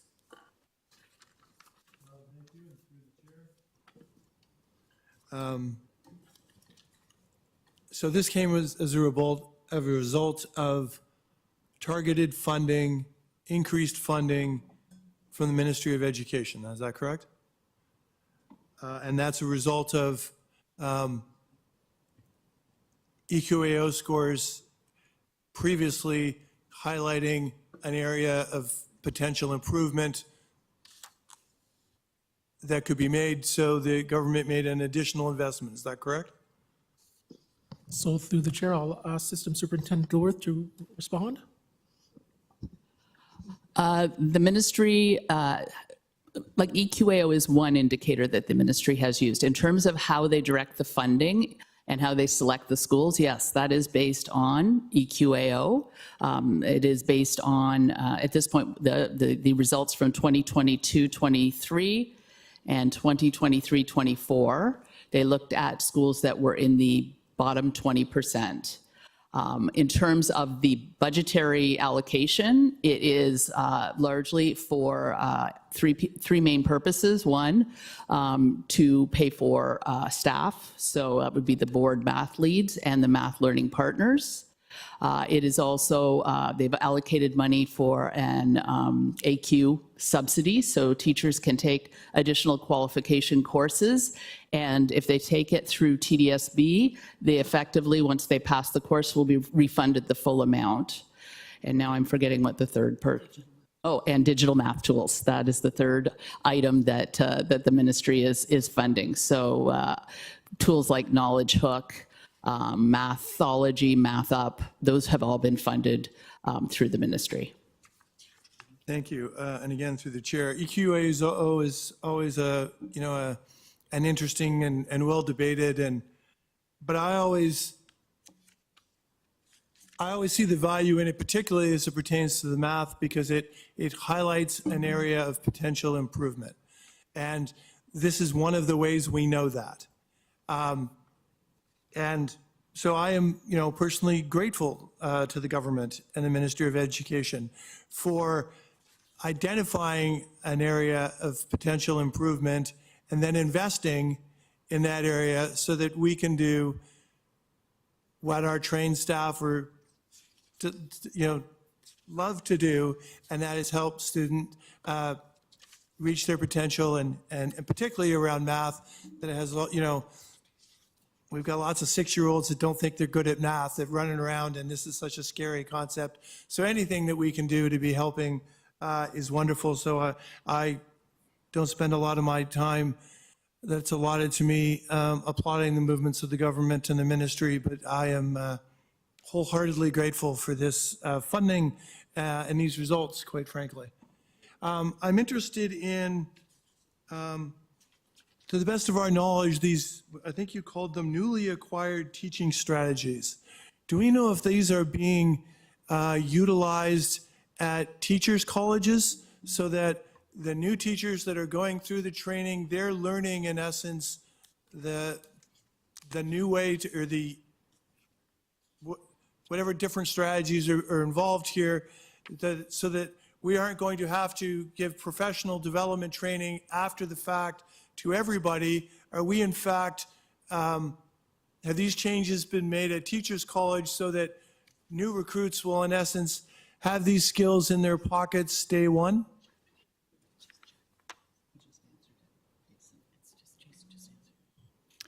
Thank you for the question, and through the chair. Yes, some faculties are being very specific. These strategies are, for example, explicit instruction is listed in the math high impact resource document that the ministry puts out. So I would expect that the faculties are referring back to the ministry documents. And of course, when they're in classrooms where teachers are also learning and practicing these strategies, they'll be getting them there through their practicums. Thank you for the question. Okay, thank you. And again, through the chair, because I'm inherently not a patient person, I'll inquire as to, we've got these new, we've got these, 21, we've got these people with new skills, and they're in isolated schools that were identified and targeted for them, and the application of these actually bear fruit. So we got the results that we were hoping for. So now I want these results, because I'm impatient, I want them everywhere. So I'd like to learn more about how it is we're sharing this knowledge, and that these improvements can be appreciated by more students throughout our board. If I may begin through the chair.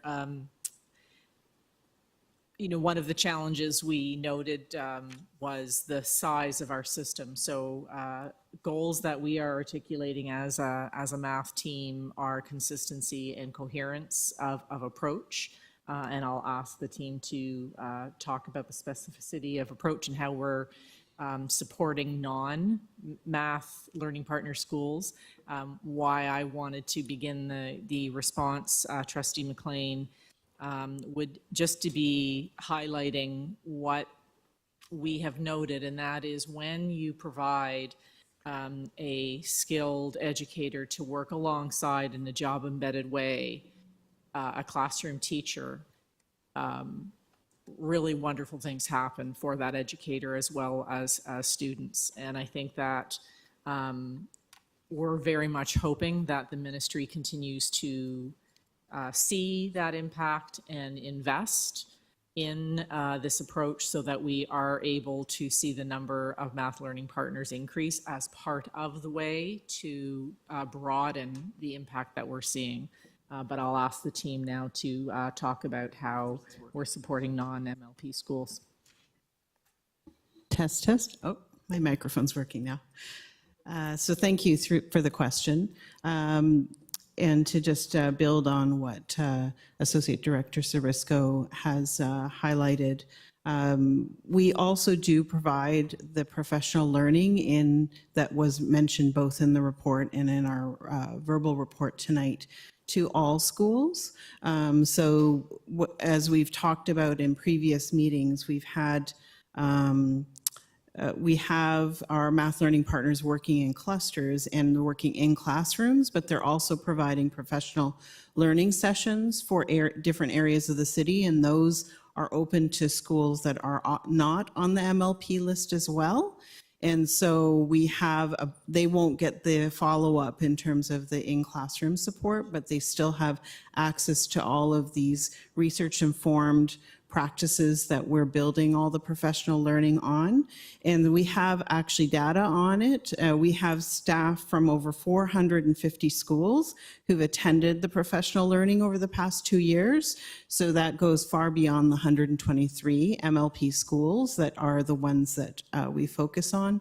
And then we also, in addition to that, our board math leads do also work with superintendents and principals in terms of some of those areas as well. So we know that principals are doing professional learning with their own staff as well. So it's another way that we can support the schools, as well as some of the digital resources that we have. So some of them, such as Math Up, actually have a very strong professional learning component to them. So, a researcher named Marion Small, who's well known in terms of math education, has a number of videos to support teachers in how to teach different concepts, as well as some of our other tools. So there's a variety of ways that we're supporting the whole system beyond the MLP schools. And those are just a few examples. And I don't know if there was anything else that Superintendent Dilworth wanted to add to that. No. Thank you so much for the question. And thank you. And just to follow up through the chair, you mentioned the professional development and that some of that is paid by the ministry. Is it at all paid by the ministry, or does the TDSB, you mentioned that anyone who takes it gets the full money back. Did I understand that correctly? Through the chair, that was for the additional qualifications course. So that's not the professional learning we would run during the instructional day. This is something that teachers take on their own time. So but we actually, as a board, offer our own version of it. So yes, they do receive, once they've completed the course, they put the money up front, then they get the money back. But that is from money that the ministry has provided. That does not cost us anything.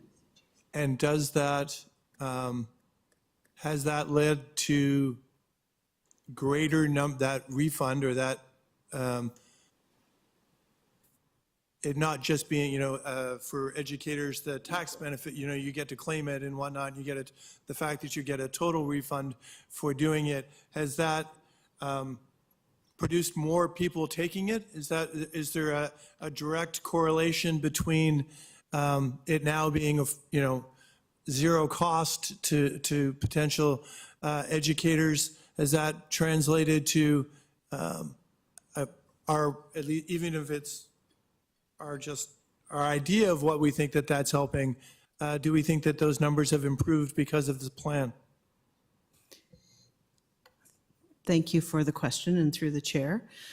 Clearly, any subsidy provides a definite incentive for teachers to take the additional qualifications course, and we've seen that we do survey the teachers in terms of the application of what they learn in the course in their classroom, and we do have data in terms of the teacher feedback that the subsidy has certainly been an incentive for them to do that. What is really positive about taking the math AQs or the additional qualifications courses as well is that those courses are over 100 hours of work with our TDSB lead teachers who have been hired to work to offer these courses. And so those teachers are getting over 100 hours, 110, 120 hours worth of professional learning as part of that. So it's really quite a very beneficial offering in terms of what teachers can access. We've had 273 subsidies provided last year, and almost about 90% of those teachers who participated in the Math AQ said that the subsidy made a big difference in their decision to engage in that professional learning, and has also made a big difference in terms of their instructional practices in their classrooms. And my last one, I promise, well, I got 28 seconds, so I don't have much choice. Are we as a system noting that then and making the ministry aware that this was effective? Like they had they went out on a limb, they said they'd pay for it, more people have taken it, and we have a higher, a more knowledgeable teacher base as a result. Is there a chance that we can expand this to other areas to have this same effect in different subject areas? Thank you for the indulgence. Thank you, and through the chair, we are in constant conversation with the ministry, so are underscoring these findings. This report gets shared with the ministry. If I may be as bold as to say, board advocacy may also support our request for additional funding for an increase in math learning partners and funds for additional digital tools and so on, as the board considers its advocacy role and how many letters it writes. Thank you. Thank you. Our next speaker, Trustee Dawson. Thank you through the chair. First of all, I just want to say thank you so much for an excellent and comprehensive report. As I've said many times, I'm a visual learner, so when there's an actual presentation up, that makes a world of difference for me to digest it, even though I may have done my best to make it through the lengthy report. It really is a good compliment. I just wonder, well, I have a few questions. So the first is regarding the LOI correlation to how the MLPs were distributed. Can you explain that a little bit more? Can you explain how LOI factored into that a bit more?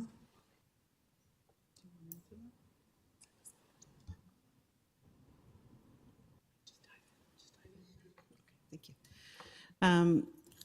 So when we did get a list of schools from the ministry in terms of the MLP schools, based on the EQAO results, but then when we were looking at clustering, each MLP or math facilitator has a group of schools that they support. And so when we look at that group of schools that they support, we were trying to look at feeder networks, and then we were also trying to look at a balance of numbers of students in the target grades and needs within the school in terms of balancing what schools each of the math learning partners were supporting. And so that was a factor in terms of just trying to make sure that the support was balanced across the staff. Okay, thanks. I mean, this program sounds like it's been a great success based on the outcomes. How many more MLPs would we need to roll this out system-wide?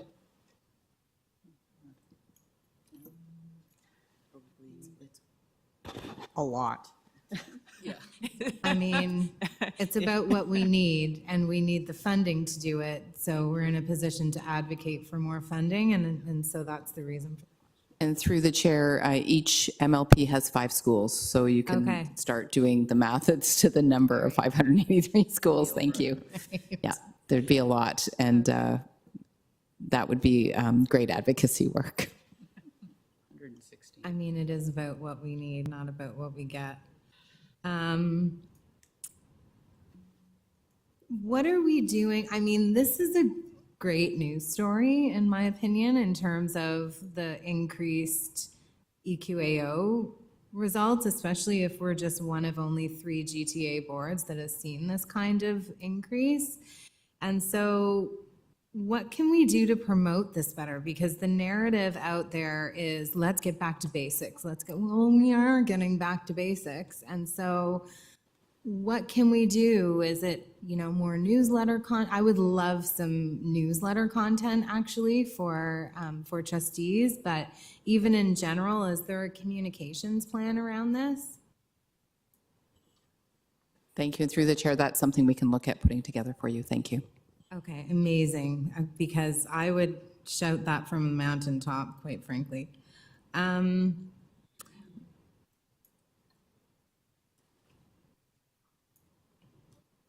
How are we supporting school councils in aligning their activities to some of the improvements we're doing with math?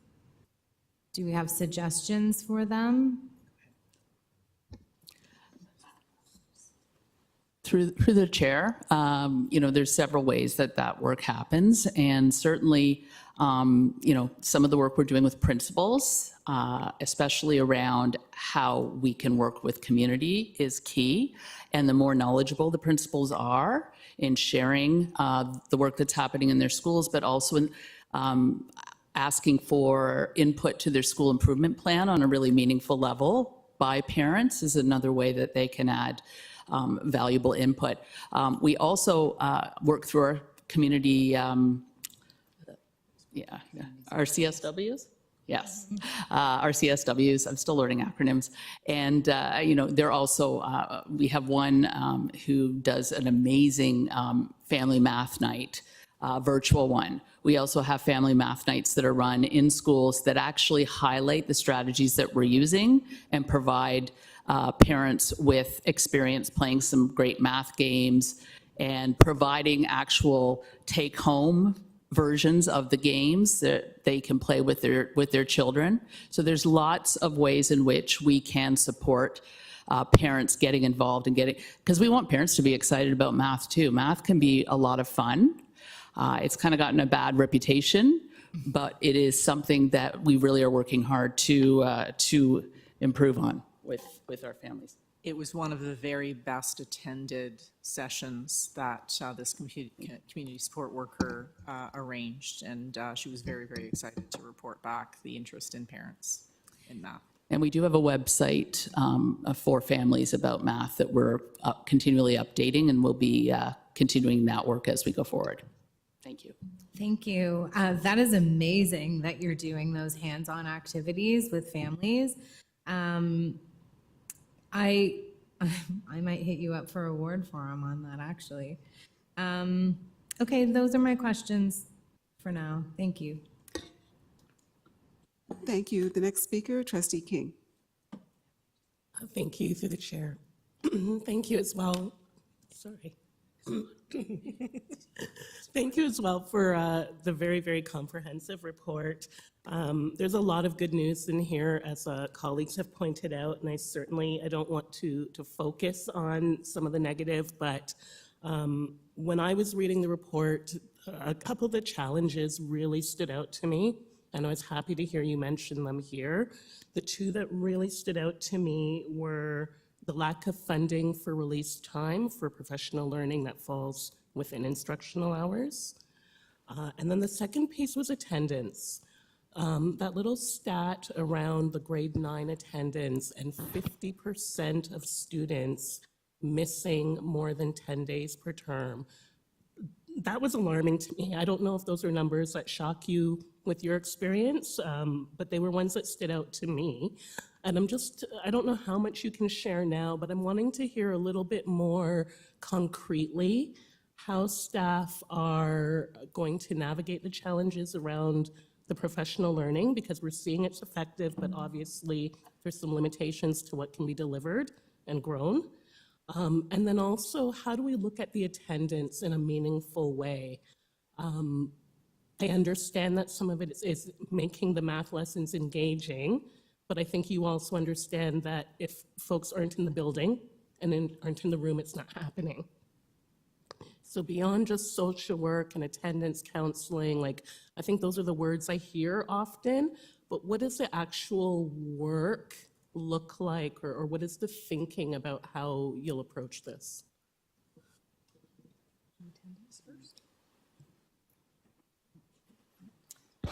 Thank you for the questions. I will ask, if I may, Dr. Cameron, who is online, to talk about student attendance. And as an indicator, we've noted in the report, and we have said in the room that it's complex, and I think that he's going to be the best position to explain the complexity and the trends we're seeing. Thank you, Dr. Cameron.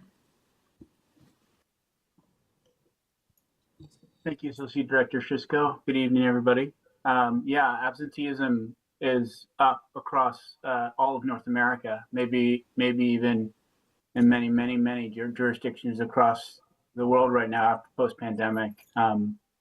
it is a little bit of a complicated one. When we look at attendance, what you see is kind of when you're looking at it from kindergarten out to grade 12, you're seeing kind of a U shape in attendance. In other words, students in junior kindergarten out to grade 1 have higher absenteeism rates on average than grades 1, 2, 3, 4.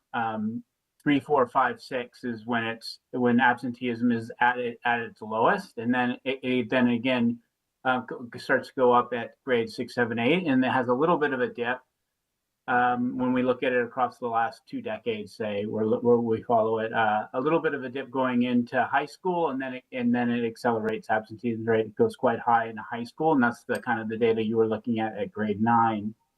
After the pandemic, everything jumped up, as everyone knows, in absenteeism. We were looking at post-secondary education opportunities as it relates to elementary school absenteeism for about 20 years. We've been following kids through, and we saw that if you missed more than 10% of your time, or the opposite of that, the ministry has used the 90% and being in school at least 90% or missing 10%, then you were automatically at risk of not going on to college or universities. Around 50% of those folks didn't go on. So it was one of the biggest indicators. It's much, much bigger indicator than EQAO in terms of post-secondary education opportunity. The challenge for us, I think, is when we're starting to see a closure in absenteeism in the early years. So in JK to grade 1, we're seeing it start to settle back to pre-pandemic numbers a little bit. We're hoping it's about halfway there, but we are not seeing that in high school. High school, if anything, is increasing in absenteeism rate. We also don't really understand that from just a negative perspective, because we still are having the same outcomes. We're seeing the same graduation rates are very high, 88, 86, 87%, depending on how you calculate them. Our post-secondary education opportunities have gone up by 2 percentage points or 3 percentage points in the last 5 years. So we're not seeing an outcome decline per se, alongside the big jump in absenteeism rates in high school, which is complicated as well. We suspect that part of the issue for sure is that students have identified that the high school students especially have identified that they aren't finding their learning very interesting or relevant. As an example, student census, I think you saw that information that around 35% of students indicated they enjoyed learning in high school. That's down from 61% before the pandemic. So that number has really decreased. Other indicators around perception information around the students at high schools and elementary schools have all kind of gone back and settled back. That one has not. So that's a one that's a concern, but it's not. We're not sure necessarily what we're looking at. We suspect that there's part of the puzzle here is also the digitalized learning environment. We suspect that there is more students are able to follow along in school and be absent in a way they hadn't done in the past, due to how digitalized the world is, including Brightspace and Google Classroom and things from the pandemic. So the online environment has really shifted some of that relationship. So it is a complicated indicator, I would say. And it's not as simple as Superintendent Dilworth said it really nicely, and I said it in about 1 million words, but it's not as simple as looking at it from an academic pedagogic point of view. That certainly is involved in it, but there's lots of other things involved in this. Thanks.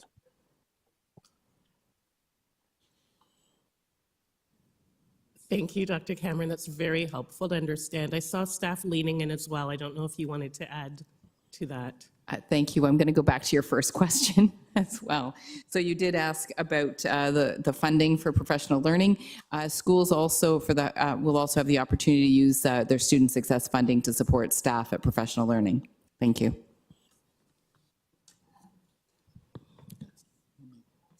Thank you. And then is it fair to assume, I mean, they're going to have to make a decision, I guess, on how they're using that. So it might support the math development, but it might be a loss somewhere else. Yeah, okay. Another question regarding funding.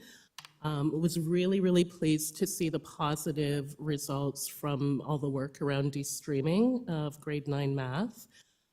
Of the work that is described and reflected in this report, would any of this have been covered by the 11,000 that we received from the ministry around de-streaming previously, or is this completely separate work, separate pot of money? I believe it's a separate pot of money. Yeah.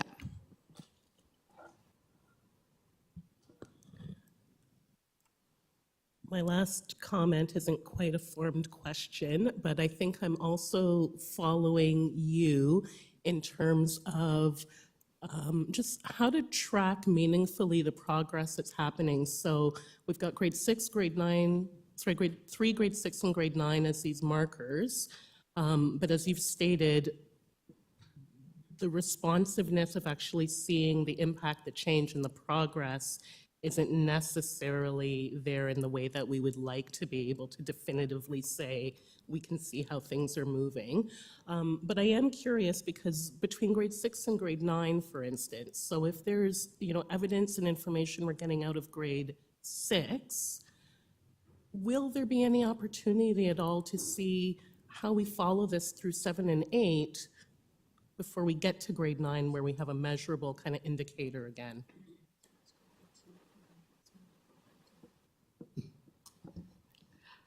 Thank you, through the chair. The fact that we are moving as a system towards a really integrated approach with school improvement, one of the pieces to that will be ongoing cycles of intervention, and principals will be a part of that. And that data, as we work on getting our data solutions where we need them to be, will be kind of pushed up through the layers to the superintendents and to the ADs. So, we're looking at different indicators, like looking at how many children are moving from level 1 to level 2, and looking at what are the strategies that are actually making that happen, and then realizing that, okay, this is working in this place, so then where can we grow that in other places? So we will be able to look at indicators that are part of the school day and part of teaching practice in classrooms as an indicator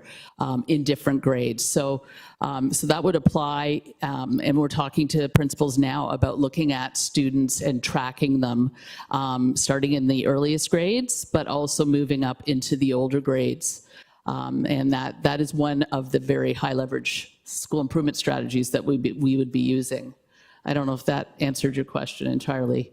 I think, thank you very much, Lisa. We also have ongoing pilots. We have a pilot for schools that are using an early mathematics assessment tool, and we're seeing if that is going to be making a difference. We are looking at different digital tools, so we're really trying to use the evidence in a very systematic way for the intention of scaling. And I would be remiss if I didn't express tremendous gratitude for the investment in the development of a program team specific to mathematics from the ministry, but also the board, to be investing into an executive superintendent to build a dedicated team that are looking at school data and interventions for the purpose of improving outcomes for students. Thank you. I just want to say thank you again to the team. I'm really appreciating being able to follow this work through the year. I wasn't one of the math geeks to start out, and it's becoming more and more engrossing. And again, just really appreciate being able to see the positive impact. So thank you. Okay, wonderful. The next speaker, Trustee Pei.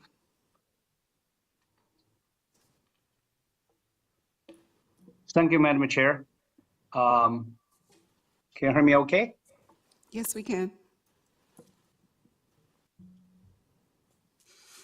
Go ahead. Thank you, Madam Chair. Can you hear me okay? Yes, we can. Go ahead. Okay, excellent. Yeah, thank you, staff, for very comprehensive report. I have a few questions. First, I want to start with some number of questions, really short. How much funding we're getting from ministry?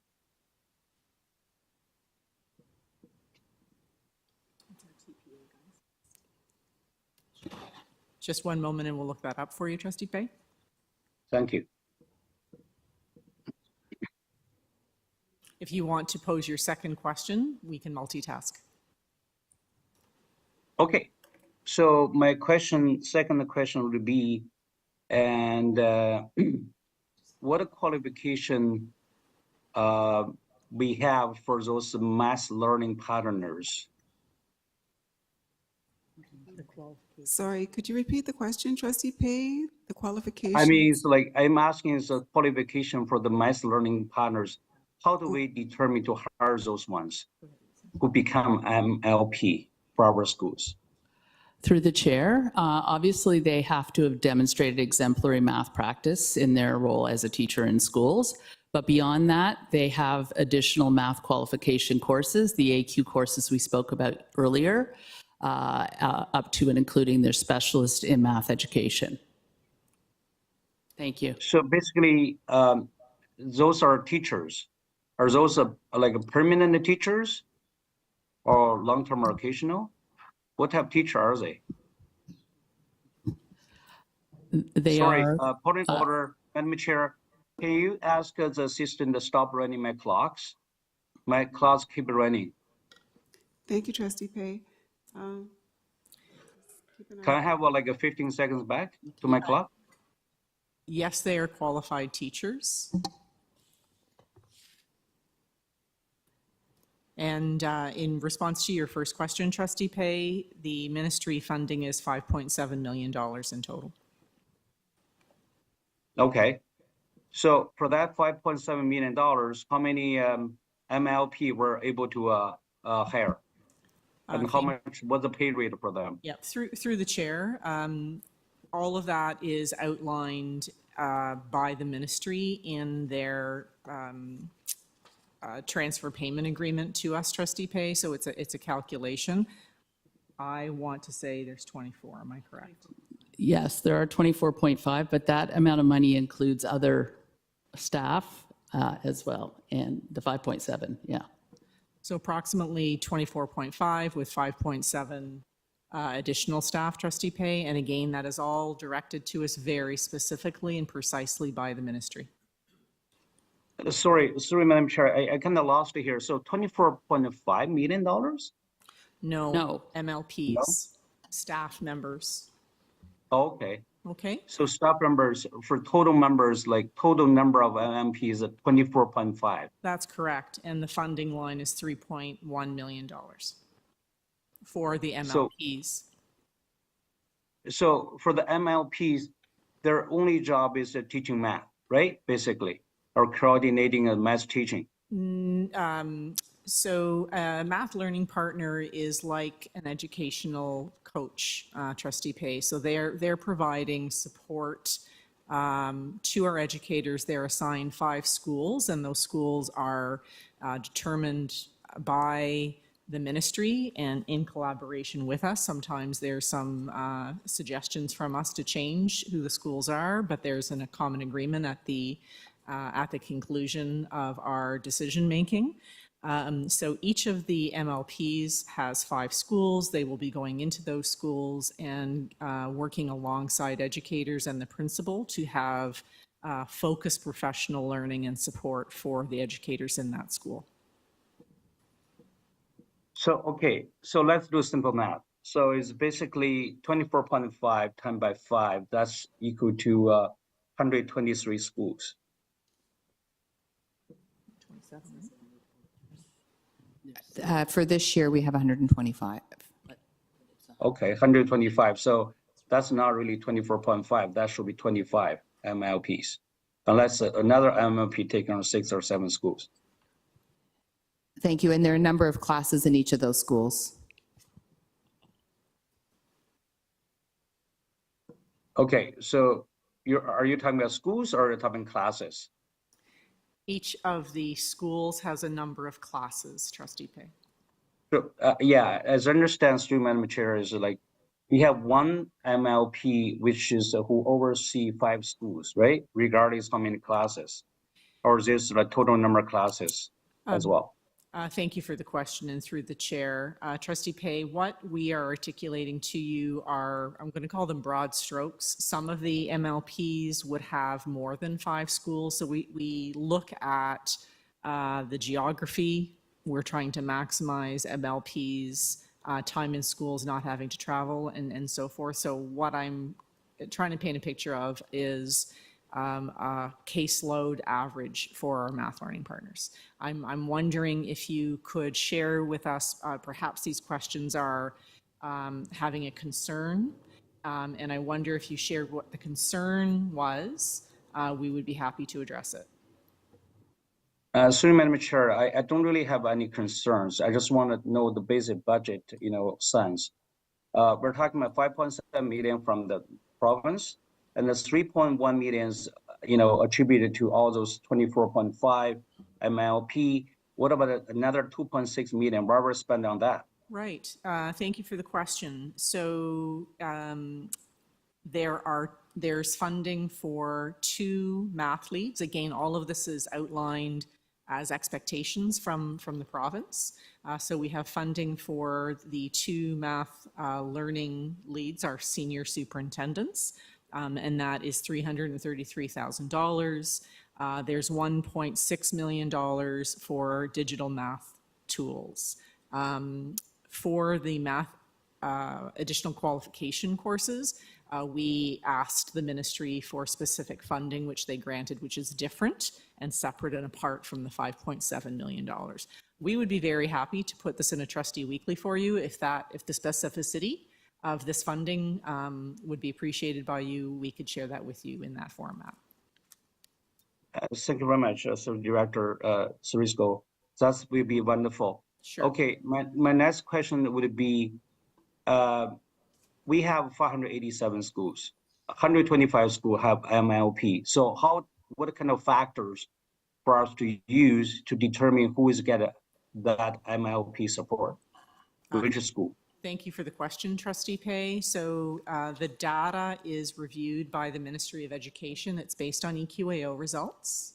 I'll turn to Superintendent Dilworth to talk about the specifics about the 20% and how that is calculated. And again, the ministry does take the lead on this. Thank you, Lisa. You can actually find this information on page 2 of the math report. But what happens is that the ministry has looked at, and initially they looked at the EQAO data from 2022-23, and they collected the schools that were performing in the bottom 20% for EQAO.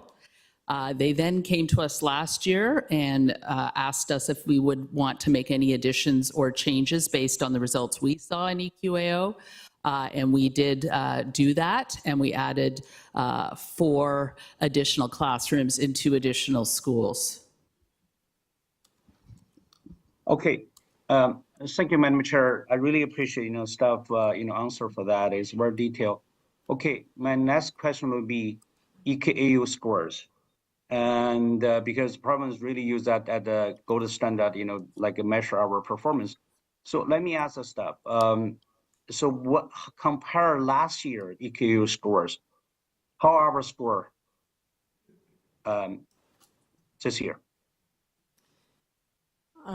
Through the chair, Trustee Pay, I think that our presentation, and I'm not sure if you were able to be present during our presentation. Yes. Okay. So Director Cerisco is I am present. I'm the president for the whole presentation. The reason I'm asking the question is because from the staff presentation, I felt, okay, actually we did a lot better in terms of our math performance at the EQAO test. But when reading the article from the start 2 weeks ago, the impression I'm getting is opposite. Okay, basically our performance actually is worse than last year. So I want to have a confirmation for that. Thank you. Thank you for the question, Trustee Pay. I am aware of the report in the Toronto Star.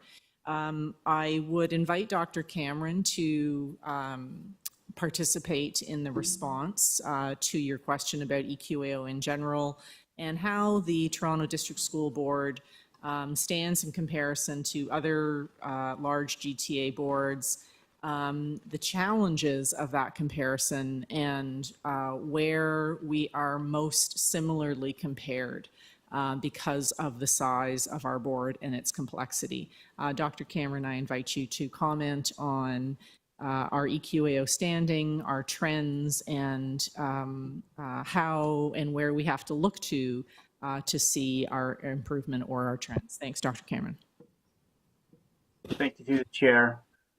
Thank you, Associate Director Cisco. Yeah, so our EQAO performance went down by 1 or 2 points in most subjects. We were also very much in line with the province right across the board, which isn't surprising since we're 14% of the province. The challenge for comparing our results with any other school board is that we are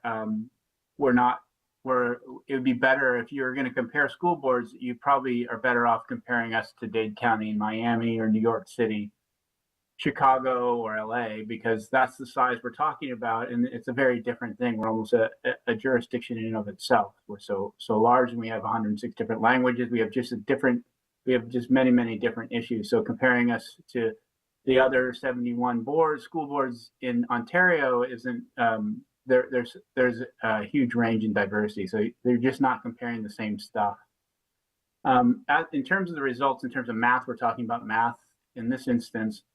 Our results went up 2 years ago by about 4 points in grades 6 and 9, and we went down about a point, but we stayed up. We retained that 4-point jump, which was really unusual. That one jump was higher than the province. That was very unusual for the size of our board. So while the results kind of stayed the same, 1 percentage point isn't very much in terms of thinking about what can we attribute to a small decline or a small increase in the size of the school. It's very difficult to attribute it to a change in pedagogy. As an example, these cohorts, Superintendent Dilworth mentioned this as well. The cohorts are different every year, so you're going to have you're comparing different students coming through your system. So it is harder to point or isolate for a particular effect, like the teaching changed in this year from that year off of EQAO. The bigger numbers are very encouraging, like 4 percentage points in the 2 years ago. So it was also encouraging to keep it up that high and didn't regress back to previous years. So that's kind of the broad strokes there. I think EQAO is one measure of success. There's many other measures of success or metrics that are really important in relation to students' experiences as they travel through the TDSB and go into post-secondary education. EQAO is an important one, but it's just one. So I think it's important to also triangulate that information with lots of different kinds of information around what's happening in our system. So that would be my response to the STAR. I would hope that the STAR's article next time maybe would broaden the scope of what indicators they're looking at. Madam Chair, I think we got additional funding, 5.5 million. We have a whole math department being established. We have 25 MLP being hired, and compared last year, our performance actually going down. So what really happened here? That's the question I'm asking, because we want to make sure this action plan does work, but the number telling me does not. So I want explanation for that. I mean, we can always blame the size, but also we have most resources. Don't forget, we're 3.4 million budget. We have robust research department, which other board don't really have. We have a lot of supporting staff here. So my question is, how staff rate the performance for this plan? Thank you. Thank you, and through the chair, Trustee Pei, we received that feedback. We will certainly reflect upon it. What I'm hoping you take away from the presentation this evening is the data that we shared in regards to the math learning priority schools and the ministry's investment, the program teams, and our skilled MLP coaches are making a difference in the schools where we have had very targeted support. And it is from that very positive story that we wish to grow. We share the same aspirations that you do, that improved outcomes for all students in all schools is something that we achieve. And we're holding ourselves to that standard and demonstrating diligence daily to achieve those expectations that you have and we have for ourselves and our staff and our students. So I look forward to further and future reports to you. When we don't get the results we're wanting to see, we're going to share those with you openly and transparently. But when we do show you success, I do ask that it is honored and cheered. Because it's well deserved to see the changes that we've seen in short order in the schools that we've been supporting, and I thank you for your support. Thank you, Associate Director Risco. Through Madam Chair, my next question will be how the student engagement level compared to last year? How is our student engagement changed? Thank you, Trustee Pei. Was your question how? My question will be how the student engagement level in terms of attendance or interest about math, how that compared to last year?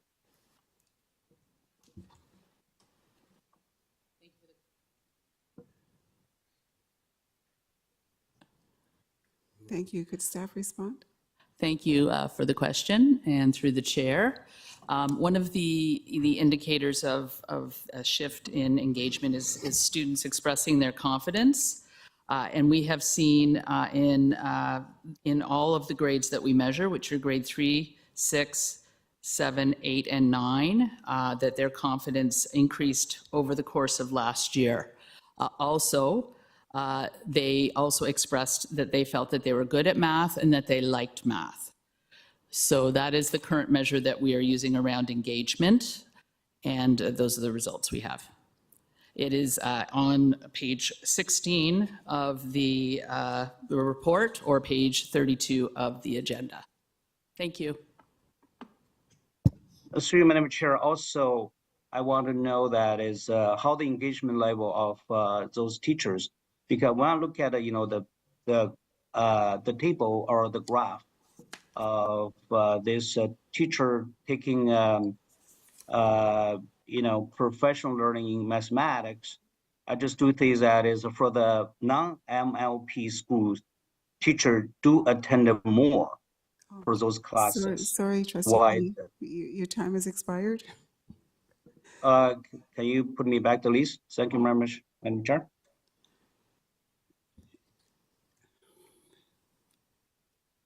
Would you like to respond? Very quickly through the chair in response to that question. Trustee Pei, that is certainly a challenge that we noted in the presentation. We underscore to the committee. It is something that we're wanting to see increase, and that is the engagement of our educators with the professional learning, a challenge that we are experiencing, and it is global, and that is the number of teachers who are available to be supporting educators when they're attending PD. So what we're seeing are educators prioritizing attendance in front of their students and not necessarily attending the PD, if that makes sense, because they know that they're going to have a challenge finding supply teacher. And that's where the math learning partner really works, because they're going inside the classroom and the teacher doesn't have to come out. So that's why we're would love to see an increase in investment in math learning partners, and then having more teachers to hire for TDSB. But it's a common challenge, and we'll continue to report back to you on it. Thank you. Thank you very much. Thank you, Madam Chair. Thank you, Trustee Pei. And put me back the list. Thank you. And the next speaker is Trustee Arts. Thank you, through you, Madam Chair. Thank you to staff for the presentation and the details within it. I appreciated the picture very much of anyway, all the different data, and especially the math learning partners and the excellent traction being made with those. I agree with the comments that I think this is something that we need to, as a board, advocate for, and hopefully the success of the program will be that the ministry is actually paying attention. I would hate to see this be another one-time funding, one of the many one-time funding pieces that, you know, gets established, gets some traction, and then sadly disappears. I think that would be a huge detriment to our students. Many of my questions have been asked, so but one I would like to pick staff's brain about. In visiting some of my schools recently, I had students ask about the Cat 4 test and students wanted to know what we as a board do with that test and how we're using it to inform or to benefit students. And the other questions I've been getting from parents is that parents have been getting, you know, parents in grades 3 and 6 have been getting their individual EQAO scores back from families or back from the province. And so some of the questions I've been getting and exploring is that parents don't really know what to do with this. And one of the challenges staff mentioned earlier was the fact that the EQAO score comes the next year. Students write the test in May. The scores are given back in October. The school gets a report that they can dive into to explore, you know, successes and needs. But parents quite literally get a, you know, it's a tiny little thing that says your child scored this with a number out of 4. Now they're in a new grade. They have a new teacher. They don't get a copy of the test. So I'm getting a lot of frustration from parents about, you know, what am I supposed to do with this? If my child, you know, didn't score very well, what does that mean exactly? And it seems in conversations, it seems that a number of these children that got an unexpectedly low score, the challenge is actually literacy. They're looking at a low math score, but their greater challenge that the parents know that their child has is in early literacy. And I'm wondering if we can have more conversations, or how do we have more conversations with the ministry, that if they're, you know, if they're going to invest in, if they're going to use EQAO as their marker, that maybe they invest in it so that parents get information back that is useful to them, and that parents get information back in the same school year that their child takes the test, you know, with the same teacher that has gotten to know them all year. I think that since, especially now that the test is online and has automation with it, this seems like an investment by the province in this standard and helping school boards is something that they could then get these results back to families much faster, and, you know, allow parents to actually be partners in learning in terms of this EQAO test. Or the other thing, conversations with the province about moving to a different testing modality. I know, for instance, that brings me back to, we use Cat 4 in our model schools to, you know, for testing, and you know, year over year, our schools can use it to inform their teaching practices, or do use it to inform their teaching practices, and to decide on what to invest in terms of you know, learning strategies or new approaches with students and identify specific students with needs. So I think something that is less frustrating for parents, that lets them be involved, is more timely, especially now that the province is expanding the use of a standardized test in terms of their back and forth with a school board and measuring achievements. There are other types of tests, or there is a different way to do this kind of testing that would be more approachable for families. So I don't do we share the Cat 7 testing as well, or the Cat 4 testing with the ministry? Through the chair, I'll just jump in.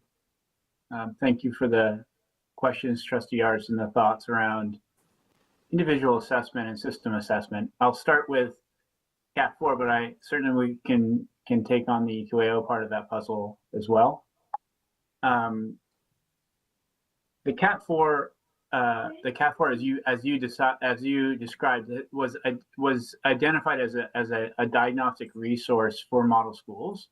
The nice thing about that particular assessment is that it is a math assessment across 2 to 8, grades 2 to 8. It skips a grade there, but it is meant to be administered in the early fall and with the results coming back later in that school year, so that it is meant to inform classroom pedagogic work. It's meant to inform the teachers. So the answer from the student's perspective, great question by that student, I love that, is that actually it's meant to help the class and help the teacher in a formative way continue in depth with work and point towards maybe potential different work in terms of math pedagogic work. It is a really interesting test. We've looked at the results of that assessment in relation to post-secondary school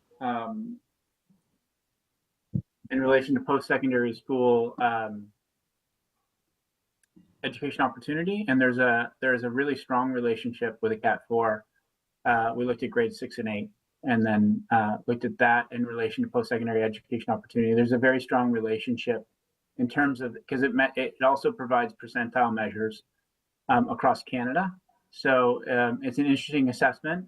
It is a different assessment than EQAO. I think your EQAO, the whole purpose of EQAO, as designed from the late 90s out through to today, is to it's not meant for an individual assessment. It's meant for a system assessment in relation to how well are students in general in your system demonstrating understanding of curriculum. So it was never meant to be an individual assessment in the same kind of way as Cat 4 works, because and it kind of operates that way, as you noted as well. The students take it in spring and they're done, and the assessment comes back in October, and it's good for media, as duly noted, and then but those students are in grade 4, and those students are in grade 7, and those students are in grade 10. It doesn't really have a particular purpose. Beyond that, for the individual students, it has a very important purpose for system work in terms of how well are we doing in relation to the proportions of kids that are approaching level 2 demonstration of curriculum, or meeting or exceeding that provincial standard that's level 3 and 4, equivalent to a B- average. So it is a system indicator. It's meant to be a system indicator. It's meant to serve a similar function as what you saw today in the math report, and articulating where we are roughly from a system perspective at it. There is a lot of critique about that assessment, just as you said, around whether it's measuring literacy and not numeracy. Literacy is literacy generally, reading and writing generally, is very much higher than numeracy right across the assessment all the time. It's a fair critique of it in relation to how, if you can't engage, if you don't have good literacy skills to take that particular test, it becomes difficult for you to get into the measurement of mathematics. So that's a fair point. I too, as a parent, got a very small sheet that I could barely read from EQAO about my kid. I didn't really know what to do with it. It was a little bit bizarre. Obviously, I know more about the assessment than the standard person, so I wasn't as nonplussed, but I appreciate that feedback. I think what's important in this is to also think about levels of system. When we look at system data, we're not actually looking at necessarily a particular individual performance of a particular teacher or a particular school. We're looking at system-wide. What do we need to put? Where do we need to flow resources, and how do we need to think about a program? So when we see data like a rise in the math learning partner schools in terms of their EQAO results, that's very encouraging as at system-wide, because there's a lot of those schools, 120 odd schools. So that's a significant move. It shows that the resources at play are being effectively used in that instance to target mathematics, and hence the very encouraging report we just saw tonight. So I think EQAO has purposes, but let's be clear, EQAO's we've looked at EQAO performance against post-secondary education opportunity, and next to being a boy, it's very low on the risk factors about in elementary school about whether it can predict post-secondary education opportunity. So one of the messages to your parents is that your report card marks, your learning skill marks are very strong. Attendance is really important, and continual encouragement and working in literacy, because literacy is the language of learning, especially when you move from grade 3 to 4. So those are the messages, I think, for parents that are really important. And those are the indicators that are important personally for students in relation to finding an identity, an academic identity, and finding that anchoring themselves and belonging. The performance on EQAO is for the system. It's for the school to think about it. It's for the system to think about it, broadly speaking. It was never designed as an individual performance measure. Thank you for that. I will note that it actually does say on the EQAO site, for parents information page, that this is a way for parents to understand how their child is doing. So Thank you. that's Sorry, and Trustee Arts. I'm sorry, your time Oh, has long expired. Oh, sorry. Okay, thank you very much. I was hoping that's good. Thank you you. were almost wrapping up, but my apologies. Your time has long expired. Thank you, Trustee Arts, and thank you, Dr. Cameron, for those responses. So I'm just looking. Okay, Trustee Pei. Thank you, Madam Chair. I got a few other questions. Number one is, besides EK, what kind of KPI performance indicator we're using to assess whether this mass action plan is successful? Sorry, Trustee Pei, we didn't quite catch the question. Could you repeat the question, please? Okay, so basically what I'm asking is, besides EQAO at the indicator for our performance, whether this mass action plan really perform, and what other KPI indicators were used for assessment? Thank you for the question through the chair. Aside from EQAO, we look at report card marks. We also, again, look at attendance, and then there's a host of surveys around math confidence and the use of digital tools. This year, there will be an additional KPI that looks at students who have IEP, or an individualized education plan, and we will be following students who have modified program pages for math. So that will be an additional indicator as per the ministry's directives. Thank you. Through Madam Chair, so based on ministry directive, what kind of indicator, KPI indicator, ministry using to measure our board performance? We upload all of our KPI data directly to the ministry, so they're using that as well. Thank you. Those KPIs are the ministry's KPIs, Trustee Pei. Okay, wonderful. Thank you very much, Associate Director Cisco. So my next question would be, when I look at the figures, I just want to point a few figures in terms of student confidence. Okay, if I can give you the number, staff can look at it. Figure 11 and 12. So if you look at the figure, you see the trend is very clear. Through going up the grade, the confidence going down. So basically from 63% to confidence in math to 42%. So can staff, through Madam Chair, can staff explain to me why? Trustee P, I just want to make sure that I understood the question. Are you referring to page 16 or a different page? My apologies. Yeah, 15 and 16, because Thank if you. you look at the confidence, like a figure 11 and 12. Thank you. I thought I heard page 11, 12, and then I was a I bit just want to confused. understand Thank you. why the student, when they move up in grade, the confidence become less and less in terms of doing math. Thank you, Trustee Pei. Really important question. And I'm going to invite Dr. Cameron to talk to us about confidence in math and its correlation to achievement. Dr. Cameron?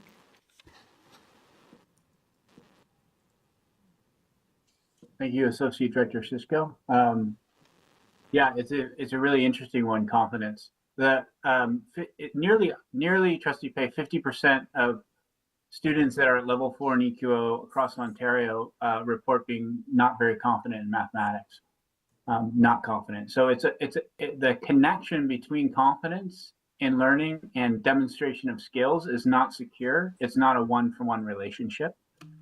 Confidence is a very interesting perception of confidence. Feelings of positive identity are really, really important, but the degrees to which they become associated with actual demonstration of achievement and cognitive skills in particular academic areas is complicated and not at all. They're disassociated often in many different ways. So it is a complicated field.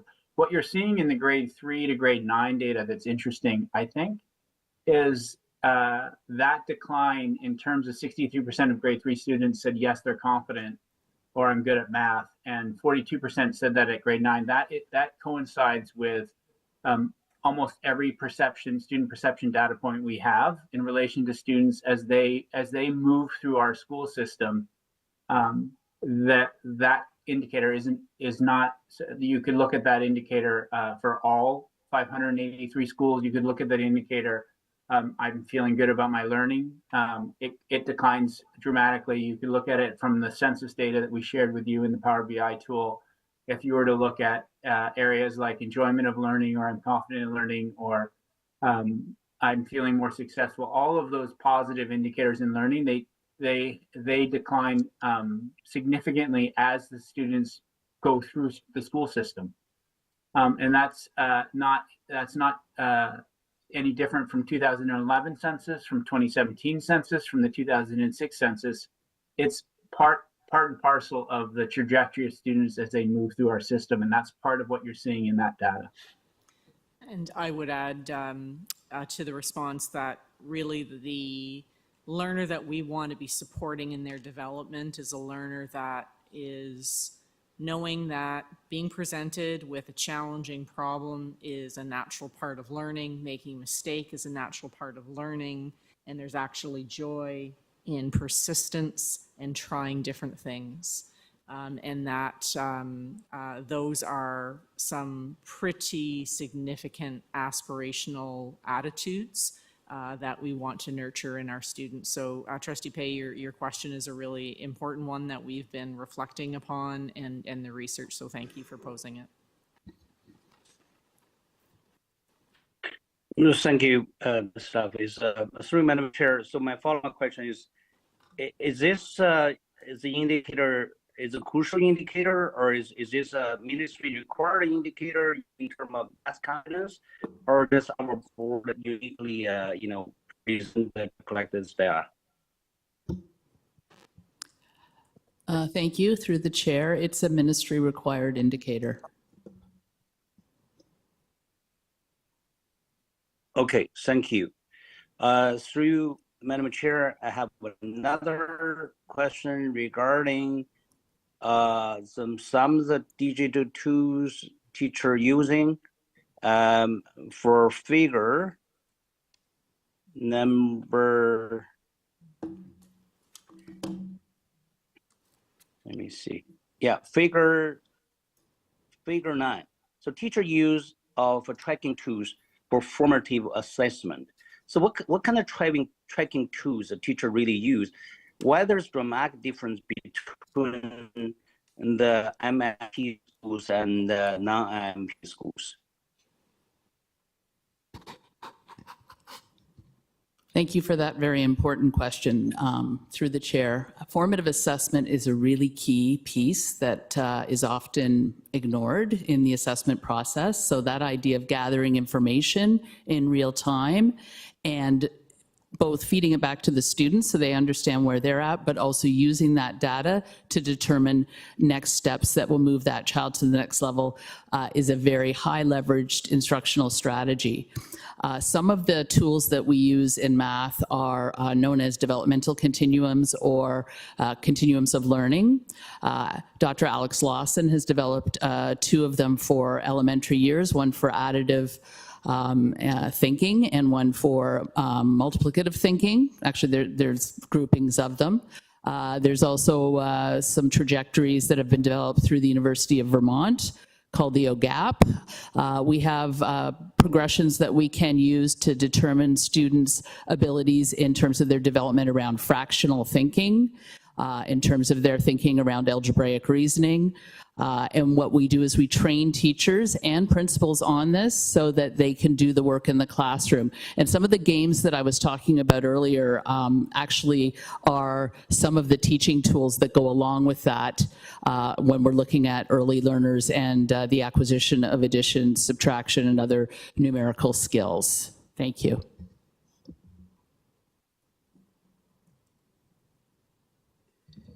Thank you. Trustee Pitt? Yeah, thank you. I have another question. Thank you, staff. Thank you, Madam Chair. My next question would be, has the staff ever measured that the engagement levels, for example, like attendance levels compare with the math confidence through all the grade? I just want to see some correlation, whether because the engagement levels are not there, so the confidence is coming down. Just to reiterate, I think your question is, you're asking for a correlation between the confidence and the attendance. Yeah. I would ask Dr. Cameron to comment on whether there are any studies or we have done comparisons for correlation on that. No, there's no correlation between math confidence and attendance. So there might be some factors or some associations in terms of academic engagement and joy and finding positivity in the learning experience in the school building and wanting to go again, but that is very complicated to isolate in relation to that. So you would not see, you would not put those two together and measure them as two variables that are correlated. Attendance, as we talked about earlier in the night, is made of a lot of complicated stuff. So you could never really isolate it that way, or you wouldn't want to confound or misassociate two variables. One's really inside classroom variable versus one, broadly speaking, that has a lot to do with environmental stress, relationship to generally to schooling, parental and generational engagement in schooling, general ability to get to that space, the relationship with the pandemic and the digitalized learning experiences. So there are so many things inside of that. To put that put those two together and look for a correlation would be problematic. Okay, thank you. So if there is any possible way we can measure the engagement level of the students, whether they're correlated to the math confidence? I believe Dr. Cameron just answered that question, Trustee Pei. Okay, so thank you, Madam Chair. My next question will be for the figure number 10, teacher use of tracking tools for mathematic intervention strategies. So what are those strategies? And how this tracking tools also being utilized more in the MLP schools than the non-MLP schools? Trustee Pei, thank you for the question. The detail is on page 15. Can you just explain to me? It's on page 50 of the report. Okay, understand, but I just want to understand the details.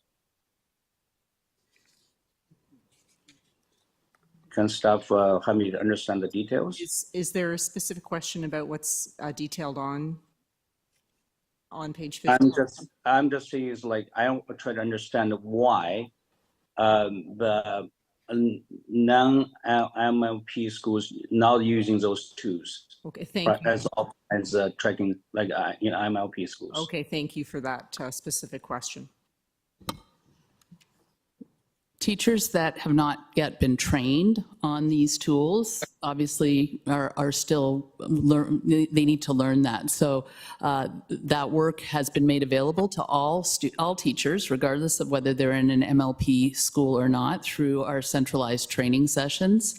The difference is that the MLP teachers also have an MLP in the room that then helps them translate what they've learned into action in the classroom and practice that work. It's quite complex work, and it's very strategic and intentional. So that is the difference. Thank you. So, Madam Chair, do the staff think those digital tools have very important role in terms of upgrading the student performance and improve student engagement? Through the chair, yes, we are starting to see that it is having an impact. One of the indicators we also measured was we asked teachers if they were taking what they're learning in the learning sessions and applying it in their job. And the MLP schools were, I believe, at about 75% saying yes. So from that perspective, which is kind of an implementation perspective, we are seeing buy-in and we're seeing the work starting to happen. And that is obviously making a difference. But then also when we looked at those EQAO differences around the impact of MLPs in schools on those results, there appears to be there starts to be some progression in the positive direction there too. Thank you. Thank you. Mr. Madam Chair, my last one will be, is there a specific target for the staff to cite for the next report in terms of all those KPI measurement metrics? For example, EKO, scores, or math confidence, and other measurement metrics. Thank you for the question, Trustee Pei. The discussion about targets is one that the team is having alongside research, not only for this point that we are measuring, but all of our KPIs. It is too early for us to be setting those targets, but more to come in the future as we continue to do this work and identify the highest yield strategies that we can be identifying that we really want to be committing to moving the system. So more to come, sir. Okay, Madam Chair, can staff give me a timeline for that? Not at this time. Not at this point. The next Thank you. speaker. Thank you, Trustee Pei. The next speaker, Trustee McLean. Excuse me, thank you, and through the chair. Dr. Cameron, I have a great deal of respect for you and your team, your ability to provide us data, to help us with database decisions, and to also help us interpret the data so that we can understand it effectively. And if I understood correctly, in one of your responses earlier tonight, you indicated, I'm going to paraphrase a little, that the other boards in the province aren't really great comparatives, and you indicated some major US boards, some big city boards that might be better, better comparatives to decide. So that, because I'm assuming you don't have the information at your fingertips, but can I get a very high level anecdotal sense of how we compare to what you believe are more appropriate comparatives if we're interested in trying to get a sense of where we are in terms of math achievement? I haven't looked particularly at math achievement, although we do really well. PISA, the OECD looks at it from PISA. When you look at the PISA results and math's part of the PISA results, we do well. We're 14% of Ontario, and Ontario does really well. So you're kind of making indicators off indicators with some of it. I can tell you that I have been looking at post-secondary education opportunity in those school districts for some time now, because I'm also curious about exactly what you asked, Trustee McLean, and we compare well with them, right on par or a little bit above in relation to that. It is a little bit trickier because of our 5-year secondary school program versus the programmatically they're very different in the U.S. in relation to that. But when you look at first-time eligible students and things like that, we're doing really well with that, with access to post-secondary opportunity. We're high performing in relation to the challenges that we face, and I'm hesitant to even call it challenges, because I just think that big city school systems are fascinating, full of many knowledge systems, tapping into a variety of diverse communities and what they can bring to bear in terms of school relations and school learning and things like that is so important in how vibrant a school system can be. And our equity approaches, the things we're doing with the Center of Excellence and the Urban Indigenous Education Center, the things that are perspectives and the ways we're moving in partnership with the community and students especially. So Superintendent Murray would be a very good person for this question as well, is way above par, in my opinion, in relation to some of the work that happens in the U.S. and the big school districts. But yeah, you really want to look at those districts, because then you're starting to see a very similar population. You're starting to see similar challenges. You're seeing obviously different kinds of approaches. Charter schools are a very different approach, but the comparisons are much better than, say, going and saying, how are we doing against Simcoe County? Thank you, Dr. Cameron. I'm good, Chair. Thank you.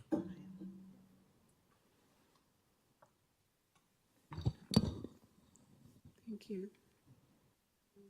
Did we get a response?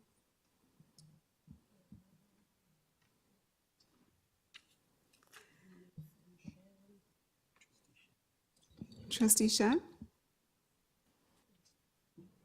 Thank you, Madam Chair. I would like to call the question and move the report for receipt. I believe at this point it would be to close debate. Is that what you're moving? Yeah, that's what it is. Call the question to move it to receipt. Yeah. Thank you. And do we have a seconder? Seconder for closing debate? Trustee Rajwani. Trustee Rajwani? Are we doing e-scribe or just show of hands? Just show of hands or an aye? Aye. Any opposed? And that carries. So I need a mover and a seconder to receive the Shan. report. To move. Trustee Shan to move Trustee it. Shan, seconded by Trustee Rajwani. Trustee Rajwani. All in favor? An aye or a raise of hand? Aye. Any? Aye. Thank you. Any opposed? And that carries. Heartfelt appreciation to staff for these excellent reports and the rich discussion that they generated. Thank you. In managing the agenda, at this point, I'm going to ask that item 7.1, it's a written notice of motion for consideration. We had a number of delegates earlier in the evening that spoke to this agenda item, and I see one of the delegates is still here in the room. Thank you for your patience. So it's moved on behalf of Trustee DeVitis by myself and Trustee King. Trustee DeVitis, did you want to speak to the motion? I did. Thank you. And I want to first of all thank the chair and the vice chair for moving the motion. I want to thank the folks that came in today to speak to it. And as an explanation, I think the issue faced by students from the Latin American diaspora is older than I am. It is an issue that I saw as a kid in school. It's an issue that I saw when I was in university. The experience described today by one of the deputants is very similar to my experience in university. And it was the same when the study came out, 40 and 10. I think it was called some 15 years ago. And it's still very similar today. So lower rates of academic achievement by the community at large is not an issue with the TDSB. One of the statistics that hits me the most is that in all of Canada, the community, the ethnic group, or however you want to denominate it, that has the lowest attendance rate for post-secondary studies is the Latin American community.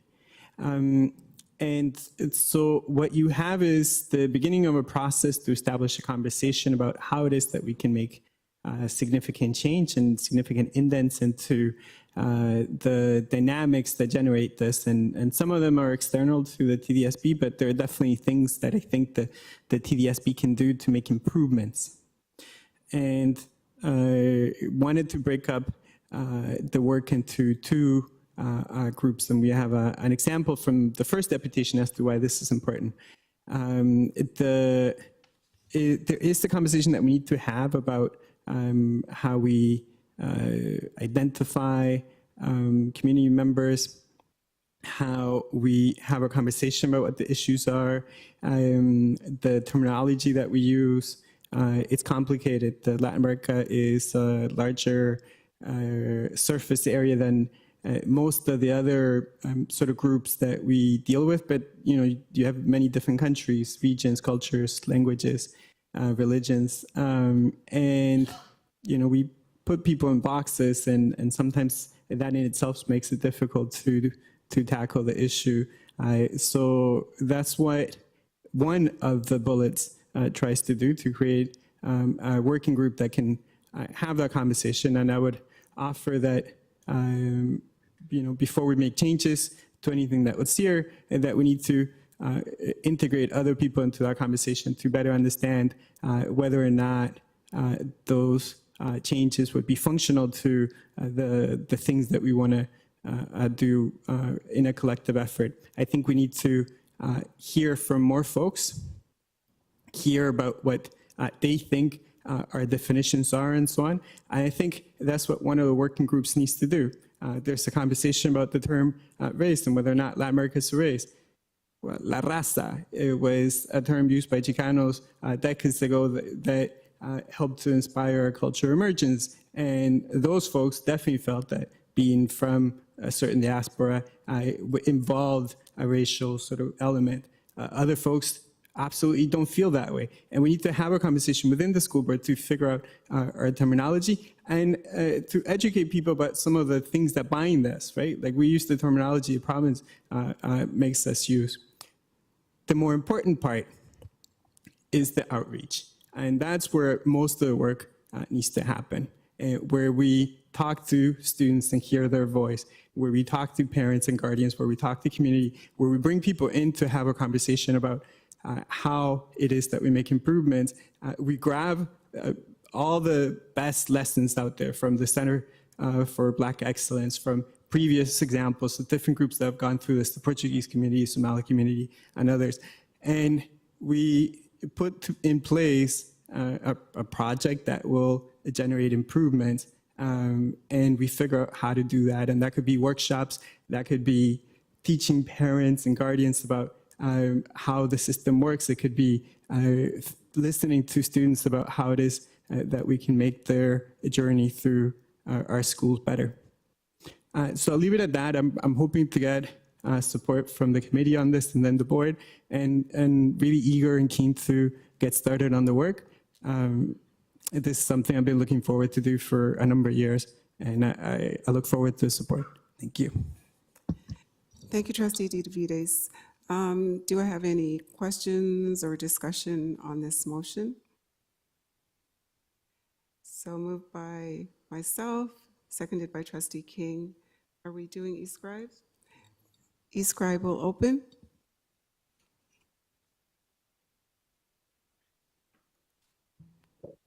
None in favor. I don't see eScribe. Trustee Rajwani in favor.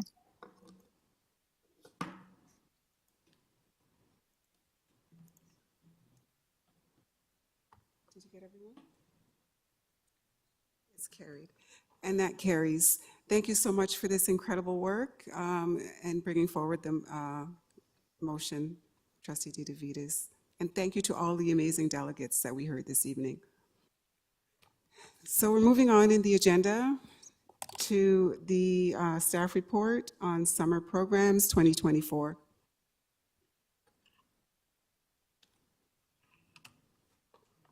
Could I have staff speak to this? Thank you. Thank you, and through the chair, I'll ask System Superintendent Felson to speak to this particular report. Good evening, trustees, and through the chair, I am pleased to present to you the 2024 Summer Programs Report. The report highlights the continued collaboration of various departments to support summer learning opportunities for students across the district. I'd like to thank my predecessor, Superintendent Peter Chang, for his role in supporting many of these summer opportunities, as well as the many principals, vice principals, central staff, program coordinators, managers, senior managers from several departments for their contribution to providing opportunities for students in the summer months. The departments include special education, outdoor education, the Urban Indigenous Education Center, the Center of Excellence for Black Student Achievement, International Students and Admission Office, our Educational and Community Partnerships Program, ECPP, our early years and extended day programs, occupational therapy and physiotherapy, e-learning, and the continuing education department. For elementary opportunities, you'll note that we've indicated the number of sites and the number of students served in each program, and there's also a description of the program with key highlights. Of note, SafeTO advanced the partnership with the Jays Care Foundation and TDSB through the expansion of summer programming that we aligned with our summer school sites. And this summer, TDSB ran the Jays Care Foundation summer RBI program at 14 summer school locations. For secondary, students earned 21,000 credits through our summer credit programs and eSummer. You will note that we continue to look for creative ways to deliver summer credits to students that support their career and personal development, including partnerships with the Lassonde School of Engineering at York University and through summer cooperative education. There's also a short section about adult programming opportunities that were offered in the summer. Overall, 39,000 children, youth, and adult students and learners from across the city were served through summer programs. Included in Appendix A on page 93 of the agenda, you'll find a map of the city with the locations of the in-person programs offered that are within the city. And we are committed to find innovative ways to respond to student voice and to address system needs through our summer offerings. One idea we're considering for summer 2025 is to offer a Reach Ahead grade 9 credit for students coming out of grade 8, and this would likely be in the area of technological education. Not only would it support our multi-year strategic plan and the ministry's goal for increased participation in job skills programs, it helps students attain a compulsory credit in technology and will partly address some of the challenges we face in terms of staffing technological education programs. Finally, you will find in Appendix B on page 95 of the agenda a series of articles about the Black Student Summer Leadership Program and Youth Participatory Action Research offered through the leadership of the Center of Excellence for Black Student Achievement. Thank you, and I'm happy to answer questions you may have about the report. Allison. Thank you very much, and through the chair, I just have one quick question. In looking at the map, there's no secondary credit summer school in the southern part of the city, so the downtown area. Just wondering why that is, and then is it? Yeah, just wondering why that is. Thank you. Through the chair, and thank you for the question. Since the pandemic, we have seen a decline in our in-person summer school offerings in secondary. So we had 33 elementary sites, but for secondary, students have voted with their feet and opted for remote learning or e-summer credits. We had 3 in-person summer school sites for secondary. One was at Dr. Norman Bethune Collegiate, one was at David and Mary Thompson, and the third one was at Westview. We continue to deliver a significant number of secondary credit programs, but students have elected to take those remotely. Although we offered programs downtown and across the city, the numbers didn't warrant keeping an in-person option last summer, other than the 3 mentioned. Okay, thank you. And actually, one more question. So I didn't see in here anything about our summer programs offered through external organizations. That's a separate thing entirely, correct? Through the chair, we had a number of cooperative education programs. If they were external providers and they weren't directly through the school board, they wouldn't be included in this report. Okay, thank you. Thank you. And Trustee McLean. Through the chair, you were nice and highlighted the map and suggested we should look, so I looked. And I'm wondering why it is you're mad at Central and Southern Etobicoke. Thank you. And through the chair, in Southern Etobicoke, part of that area is industrial. And there are no locations there. In the future, I should hatch out those areas, similar to the top right corner of the map where we have the zoo with very few families living in the area. We have some industrial zones in the Downsview area as well where there are no programs or locations. I'll leave it there. I don't know if I've there's got anything else. 29 schools in Central Etobicoke and a fair amount of, and there's only one program in the entire, like there's a big gap in any of the programs offered, and I'm trying to understand why that might be. Through the chair, if you look at the red circles, we did attempt to make sure there was an elementary summer school site in each ward.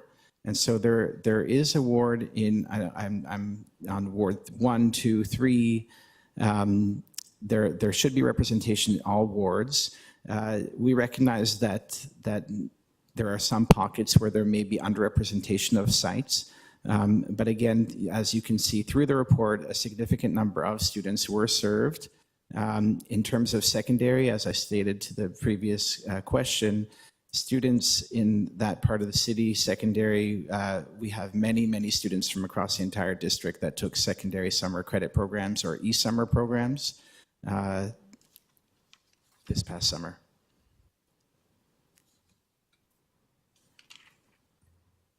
think that's about as good as I'm going to get. So I'll leave it there. Thank you. Trustee King. Thank you, through the chair. Very, very quickly, again, I think context is helpful. One of the things that I continually find myself asking as I read through the reports is, even though we're looking at 2024, just what is the story in terms of what's changing, what's improving, are numbers going up, are numbers going down? So just a note for future presentations, I think having at least like a previous year that we can look at and draw some comparison to is helpful. I know that we can go back and look at the reports, but if you can provide that with a little bit of insight, that would be helpful. Yeah, and we're happy to take that back with respect to annual reports. Thank you. Thank you. And then I just wanted to make a comment. You've put quite a bit of information in about the Black Student Summer Leadership Program, and I just wanted to commend the team on the good work that's come out of there. I had an opportunity to see 1 day's worth of the 3 days of presentations in the summertime. And I know that there's been quite a bit of work that has come out of the participatory research that the students completed, including one of the motions that we have noticed for here today. So again, I just really want to commend the staff for the really great work and all the students that are involved and make up that program. I think it's exemplary and one of the ones we can be really proud of as well. Oh, and sorry, just before I forget, you're probably going to say the same thing. I know the students are presenting tomorrow as well, so maybe you can just share with us how we can take part in that. First of all, thank you. And through the chair, just wanted to do a celebration to the young people whose brilliance you're talking about through our youth participatory action research in the Black Student Summer Leadership Program. They will be at a conference sharing their amazing thinking and scholarship this Saturday at TMU. However, we are oversubscribed, so we will be with 300 plus community members coming to listen to the amazing work of our young people. One is here in the space. Our student trustee was here earlier, Angelica, and so she is emceeing some portions with me on Saturday. So I'll love to bring an update on how that turns out. So thank you so much.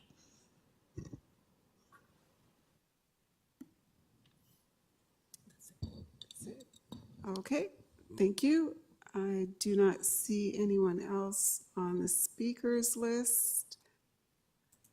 Okay, so thank you for that report. I need a mover and a seconder to receive. Moved by Trustee Dawson, seconded by Trustee Rajwani. Trustee Rajwani. All in favor? Are we doing eScribe? eScribe is opening. Trustee Rajwani in favor.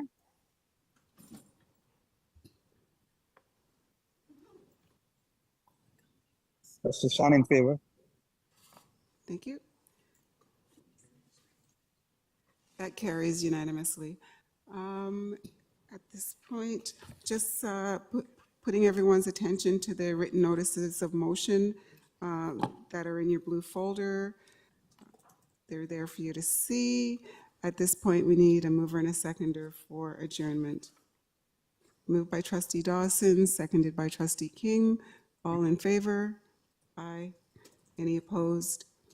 And that carries. Thank you so much. Have a good evening. The meeting is adjourned.